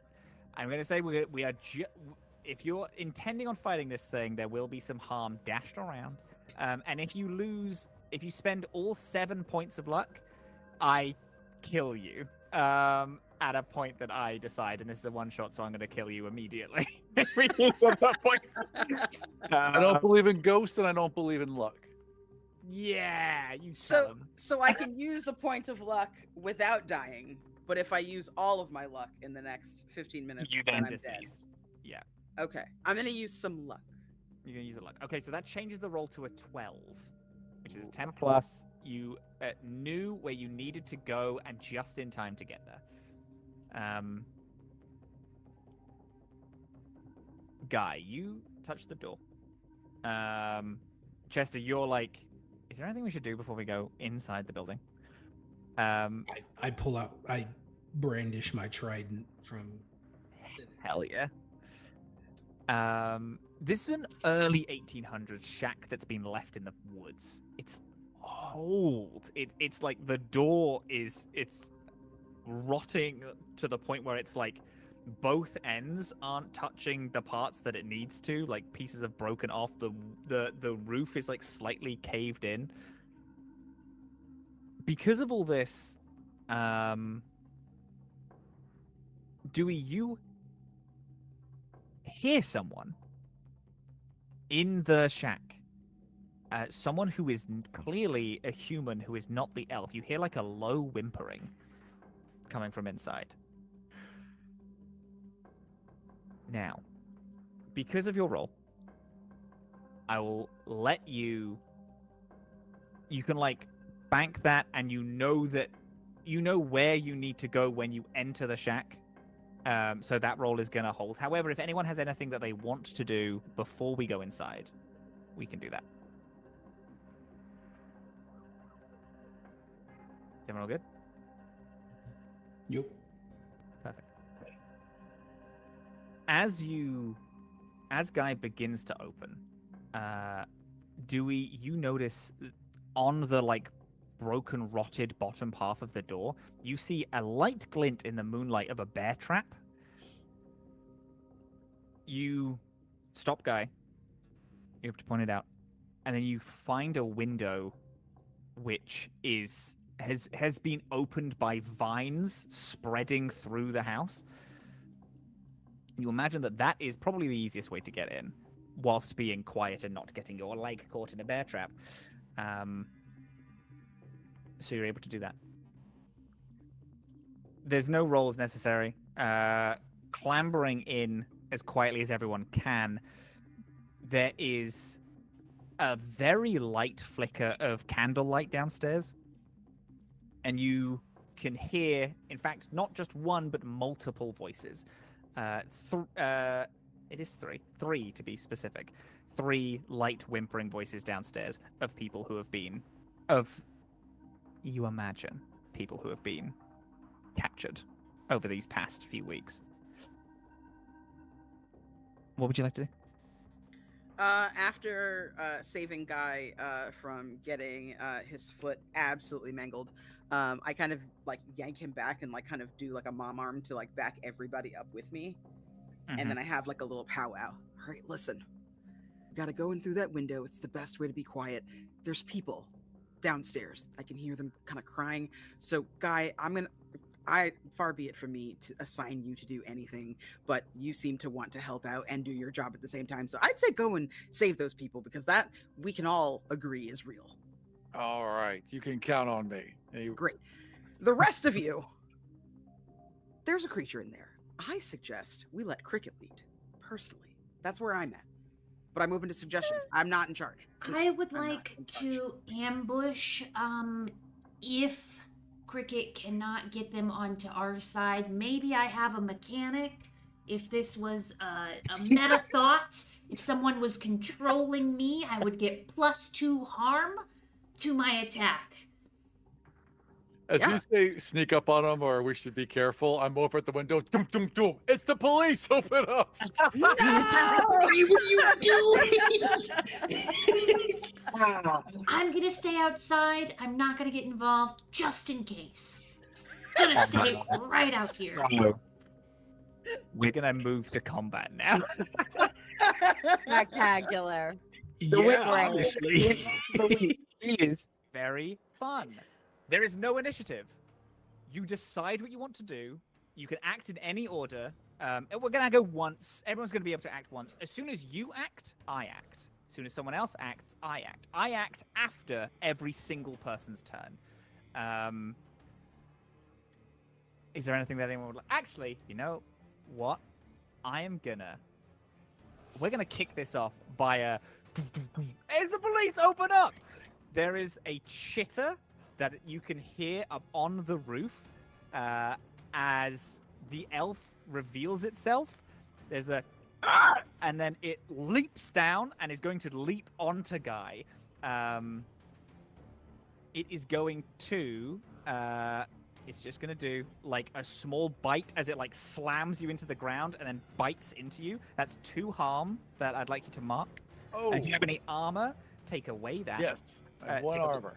Perfect. So that's 1 harm that you get All right. altogether. And then now, everyone can go. I'd like to just maneuver myself to its back because it still works. I would like to use my pistol, which causes 2 harm, and then because I'm attacking it from the back, it gets an additional 2 harm.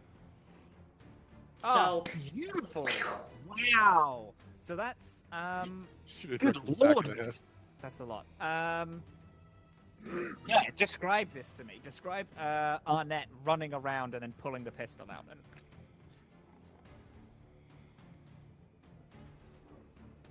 And You went muted, babe. hey, yeah, you're muted all of a sudden. Oh no, Jess. No! Muted. fuck! No!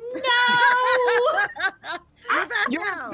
Okay. You were so animated too. You're like, I'm like saying exactly what we just missed because it looked so good. Okay, so I say, okay, guys, I'm gonna stay outside just so I can ambush just in case. And then this fucking guy goes, knock, knock, knock, open up, it's the police. So I run around to the That back doesn't sound of like me.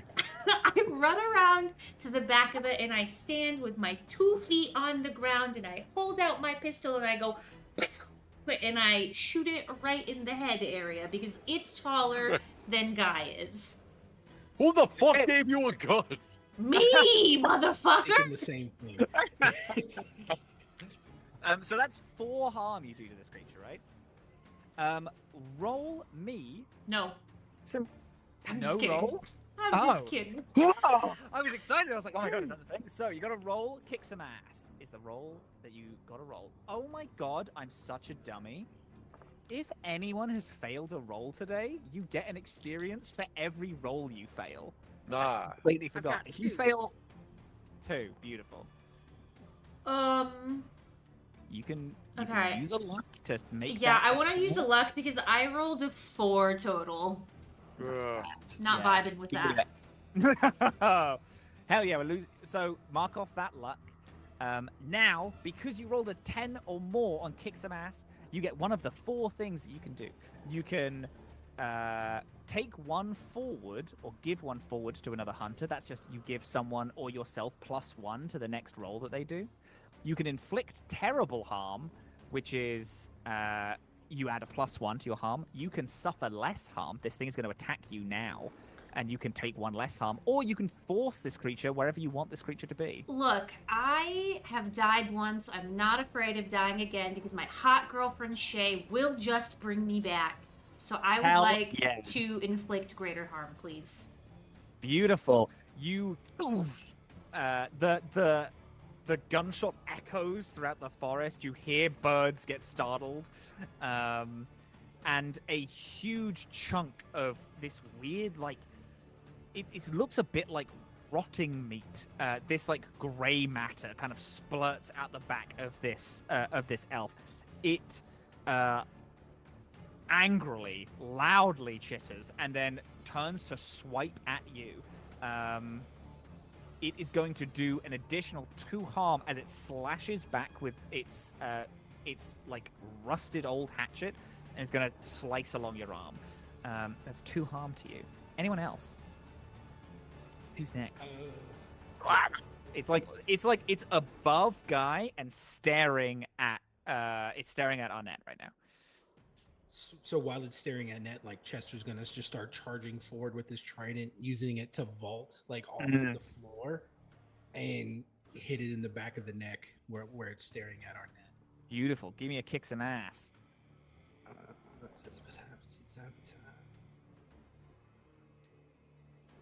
While he's rolling, I just want to say thank you so much, Danica. We appreciate your donation. We're going to use that as 2 auto successes to whoever needs next. Ah, delicious. That's a 10. Beautiful. That's a big hit. That's again, you get to choose an additional boon that you can do for it. You can move it where you want. You can suffer less harm if he's going to attack you. You can make greater harm, or you can get a +1 or give someone else a +1. So, being that this is a holy weapon, because it's classified as a holy weapon. Beautiful. Does smite come into play? This thing doesn't have a weakness to any form of smite. And any form of holy weaponry. If your thing says it does X amount of damage if this thing if like a weapon hits, then yeah, we can roll with that. But this particular creature doesn't take any extra damage due to holy weapons. Got it. Then we'll take the 3 harm from the trident itself, and then the boon where it adds additional 2. Beautiful. So that's 5 harm altogether? Yeah. Woof. This thing is getting rocked right now. You're charging it, right? Beautiful. It like yeah, it just comes out, like the trident comes out the back, like from Chester, and it just kind of just like brandishes out of nowhere, and he's running with it. He uses it to like get some air because this thing is so much bigger, and then he just puts it right into the back of the neck, and it's like vibrating, humming. Oh, beautiful. As this like almost tuning fork sound hits this thing in the back of the neck, it instead of like turning to swipe you, it like grabs its arms like reach around and then fully grab your body, and it's going to like jump back to like slam you on the ground, pinning you underneath it. As it does so, it whips its head like an owl, full 180, and then chomps down at your neck. So it bites you for 2 harm. And you notice, don't know if anyone else notices, but you notice that it's not biting like it was biting Guy. It is biting and then chewing. It is now trying to eat you. So later, something rough might start happening. No one eats my fucking brother, and I will shoot it. Yeah, let's get it. Roll me kick some ass, baby. What is kick some ass? I'm sorry. Kick some ass is a it's a plus tough roll. Yeah. Plus tough. Gotcha. Plus tough. Yeah, on a 1 to 6, something very. That is gonna be 11 plus 1 is 12. Oh, damn, this crew is good at monster fighting, apparently. So with a 10 or more, you get an extra effect. You can give yourself or someone else a +1 on their next roll. You can inflict greater harm on it. You can take less harm if it is to bite, if it is to attack you, or you can put this creature, force them where you want them. You can put this creature somewhere. I'm trying to get them off my brother, so I'll just. Oh, hell yeah, you want to force where they want. That's awesome. Yeah. I'm actually, you did that like do. I literally imagine that's exactly what it is. You like roll up. You fire once to like get it off, and then it like gets on all fours, and then looks like it's going to go for you, and then you boom, and then keep like pushing it back, as it's like as you stand between your brother and this elf creature, it being like slightly further away from everyone now is looking around. 2 more damage, by the way. Let's fucking let's get it. It's looking around at everyone. It's looking at the situation that it's found itself in. It is incredibly outnumbered, but it knows that it doesn't need all of you. It needs one other person. Instead of pointing at you, Guy, instead, it's going to point to one of the people who haven't done anything yet. It's going to point at Dewey, knowing Cricket is something like it. It's going to point toward Dewey. Dewey, can you give me a roll plus a weird, please? 11. Oh, fuck's sake. It points towards you, and this sweet smell overcomes you, and you feel in your chest it like there is something. It feels almost physical moving up your throat, like it feels almost like a burp, or like you're going to like be sick. But then your brain connects that you're about to confess something. You're about to say something that is going to ruin people's perception of you. But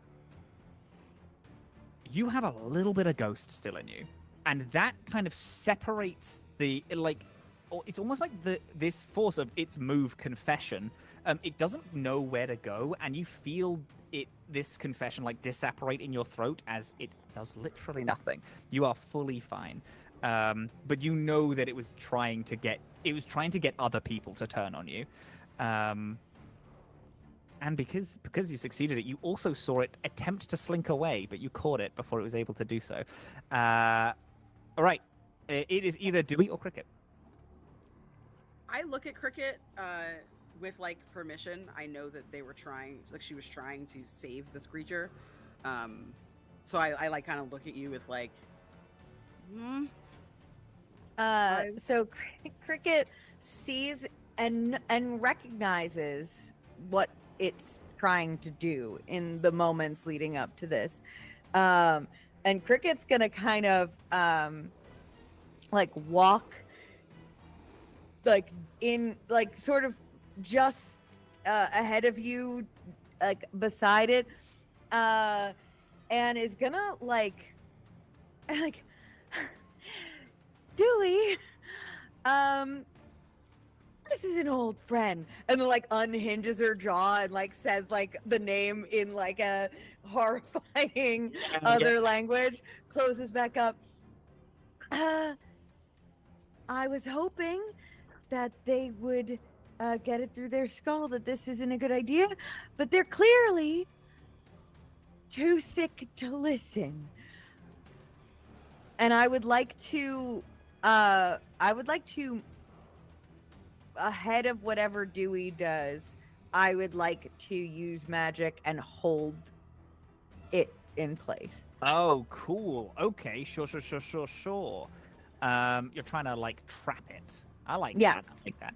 So, roll me a use magic, which is plus weird. On a 10 or more, the magic works without issues. You just choose an effect, since there's a series of effects. On a 7 to 9, it works imperfectly, that you get your effect, and then you get a glitch as well, something bad that happens to you. Do we have any rerolls or things left? We do, actually. We have... 2 rerolls? We have 2 auto auto successes. successes. Oh, I take the auto success. There you go. Beautiful. Sure. Yeah. Perfect. So, you saying that you want to trap this creature, you want to hold it in place. Yeah. One of the effects is trap a specific person, minion, or monster. I imagine that is what you would like to do. Yeah. Tell me how you do this. I just How do you tap into this like fey, like experience that you have to trap this creature?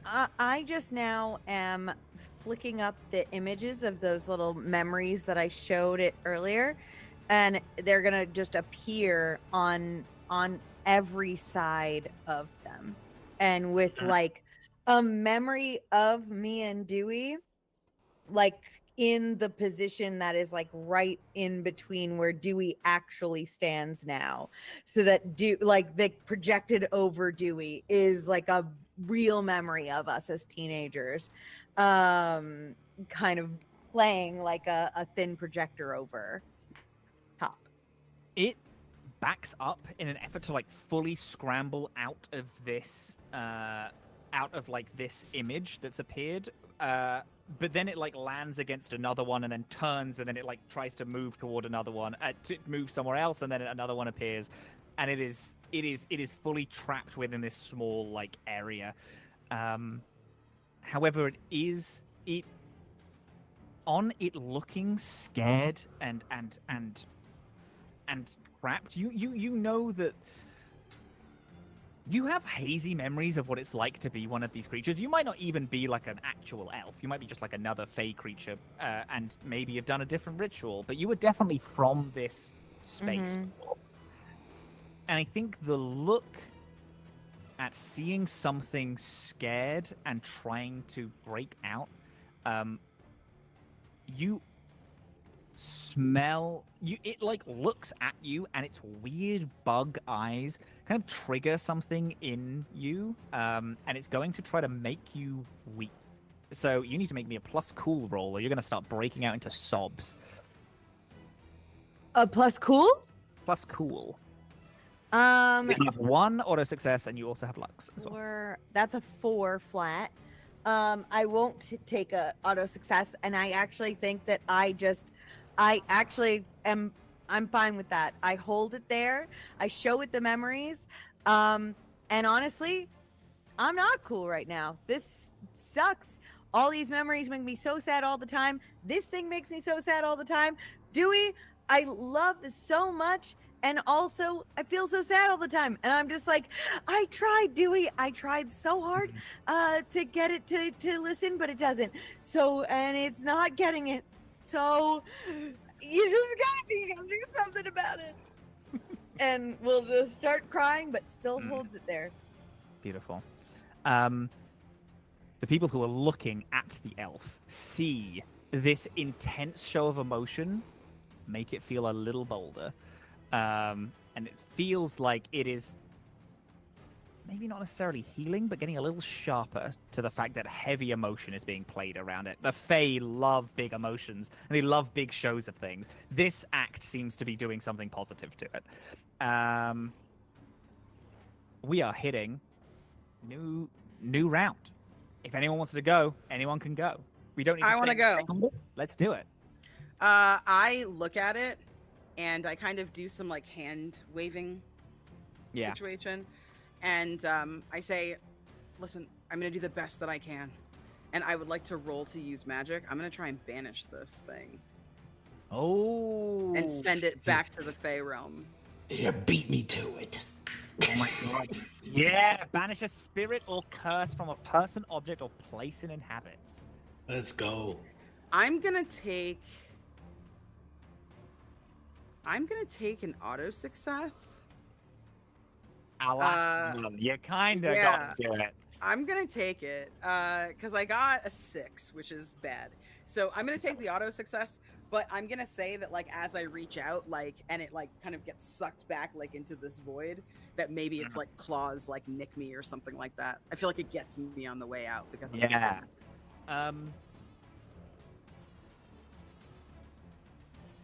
I think these symbols that you're throwing up with your hands are reflected in burn marks across the ground underneath this creature. It's like you're controlling a single flame that is dotting across the dude grass. And even though the grass is like wet and damp, it's that type of year, it's still like igniting and leaving this one scorch mark across.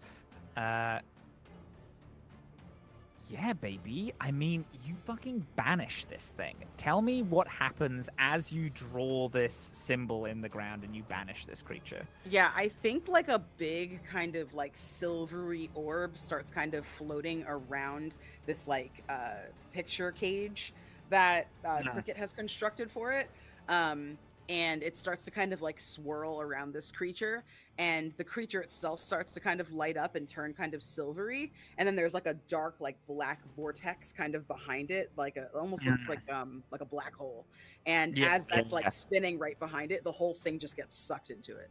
So like there's like a big blast of light, and then it's dark again in this area. Beautiful. So on big effects like this isn't necessarily big magic, but I'm gonna give you something. I want to make this a little like so It can be terrible. It's I okay. know I'm really trying to think what is a bad payoff for this. Okay, I'm gonna give you. You can do this. It'll banish the creature. The elf will no longer be within these woodlands. You flick back to earlier today when you made a deal with Shooty Man. Mm-hmm. The deal to save this little girl, who you don't know, was to kill this creature.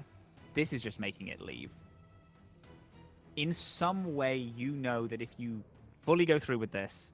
Now, if you decide to stop it, we're going to do big harm to it, and it'll be, like, I'm not going to completely waste your turn.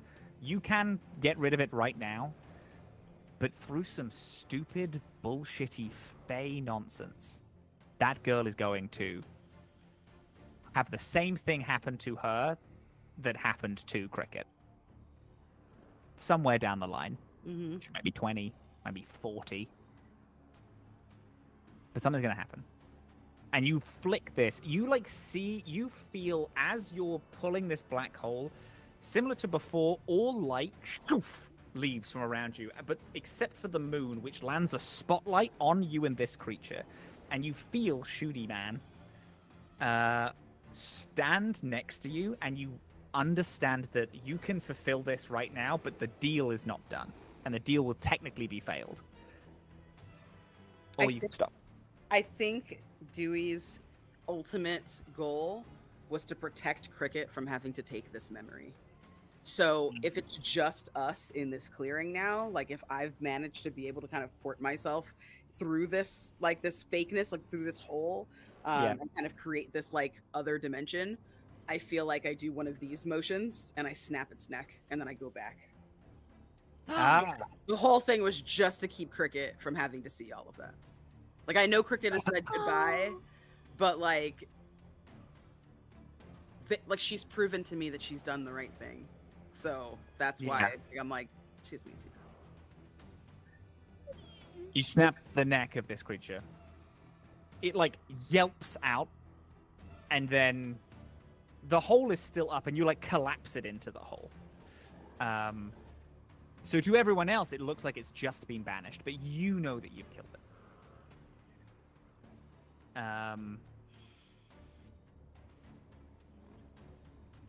The shooty man who stood next to you puts another cigarette in his mouth, and then lights it again.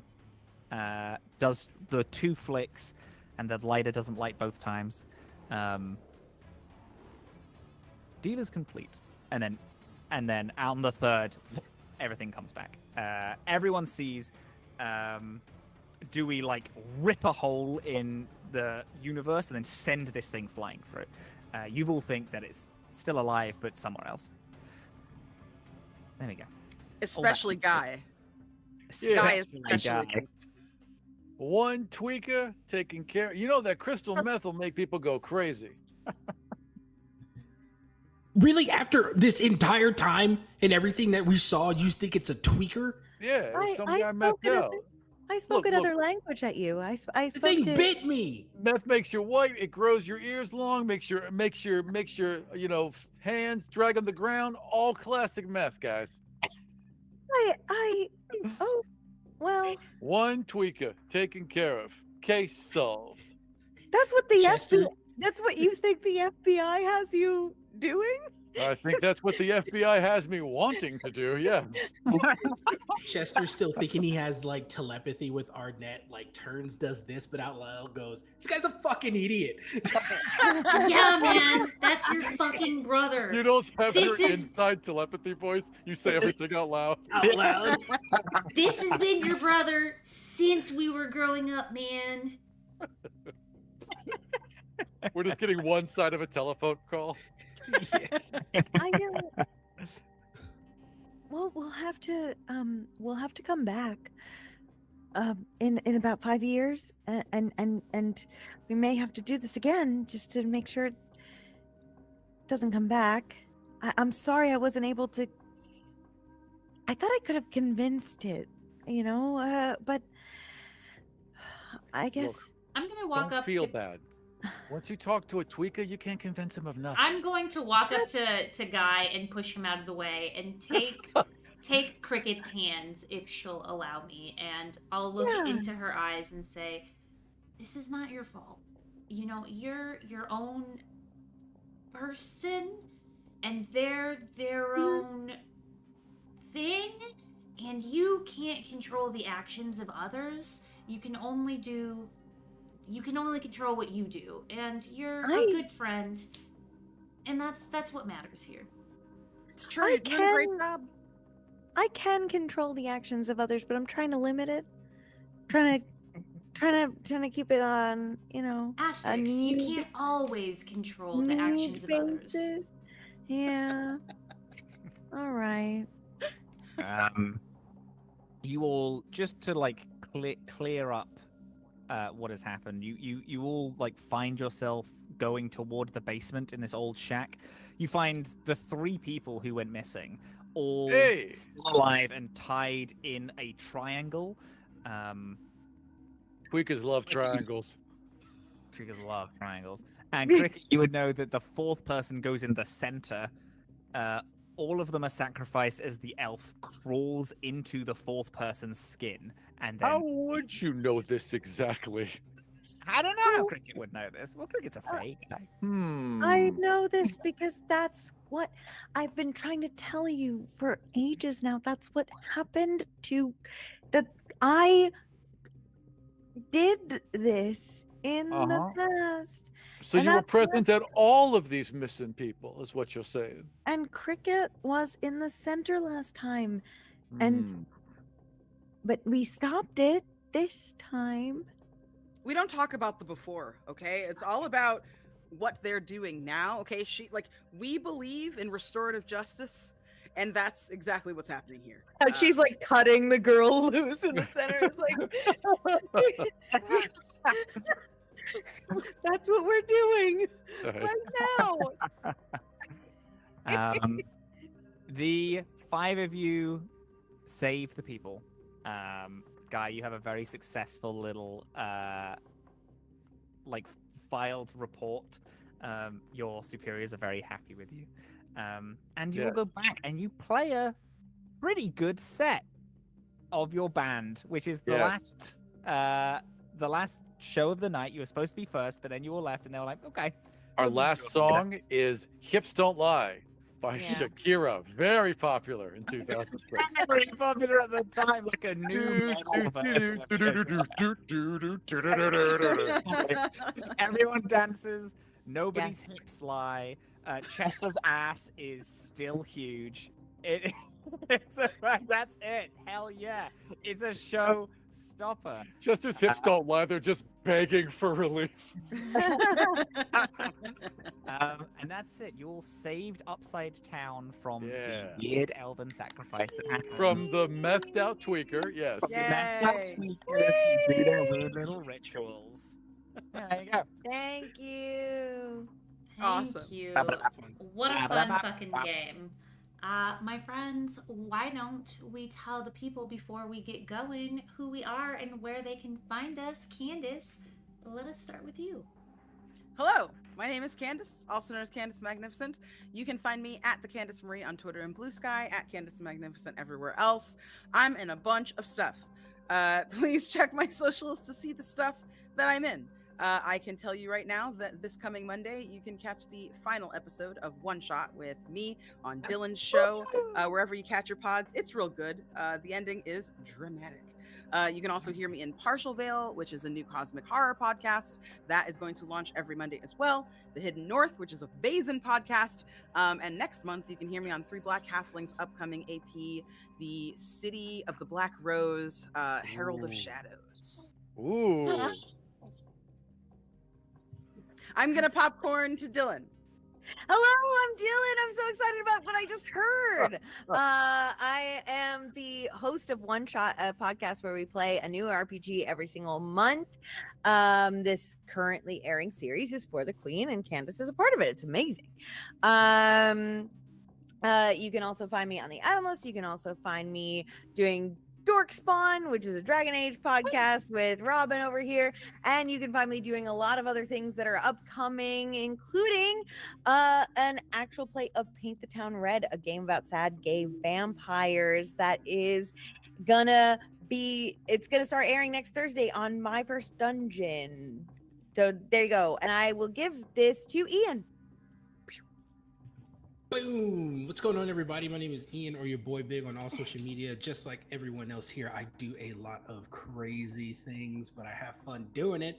Normally on Wednesdays, you'll see me over on the Folk and Myth channel in their long form hysteria campaign. There's a couple other stuff that's coming down the line over there as well. And yeah, just make sure you follow me on Twitter for what's happening next. And if you don't like my face, but don't mind hearing my voice, there are two places to where you can hear that, of course, always on the Fang Gang podcast, on all of your podcast streaming platforms, and on Spotify at The Heart is the Dungeon, where I kind of hobnob around over there and things that they got going on too. So, yay. Aram. Hey, my name is Aram. I am the co-host of the Any Award-nominated Kill Every Monster. I am the co-founder of the Any Award-nominated Dead Ghost Productions, and you can find all my socials, all the shows that I'm on, and everything I've made at aram.gay. It's real. You can actually do that. It just goes right to me. I know. It's very, very good. And Oh, then sorry. And I will up to ping pong Robin. over to Robin. Yes. Me? Hello, beautiful, wonderful people. Hi, how's it all going? Thank you so much for listening to a little adventure. My name is Robin. I'm Captain Krell on all bloody things. Have you just found .gay? It's good, isn't it? I have many things like GM, The Adamless, which is a Starfinder show. I'm in Dogspawn, as Dylan also said, which is a Dragon Age book club. I am also in the brand new season of Unprepared Casters. Unprepared Casters, the Aurora Protocol. I play a character in that, which is fucking exciting. Episode 0 comes out on Monday. Now, Dylan, you know the last thing I'm gonna ask. Do you think if next month we'll have the thing out? It actually has to be because we have a sponsorship contingency on it. So yes, Legally, yes.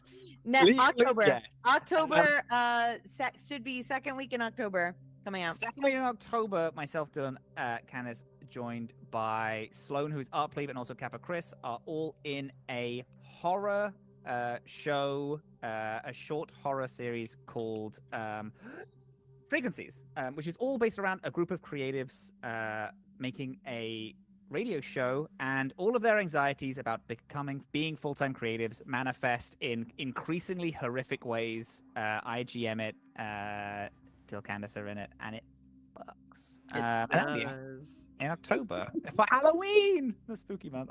That's me. That's all my pitches. All right, my friends. Usually I don't talk about the things that I have going on, but I have Do two it. really important things to me that are going on. The first is also my name is Jess, pronouns they, them. The first is I have a TTRPG charity bundle called TTRPGs for Accessible Gaming. There are over 300 TTRPGs on itch.io. That's a weird link in the chat, but it does go to the itch bundle, I promise.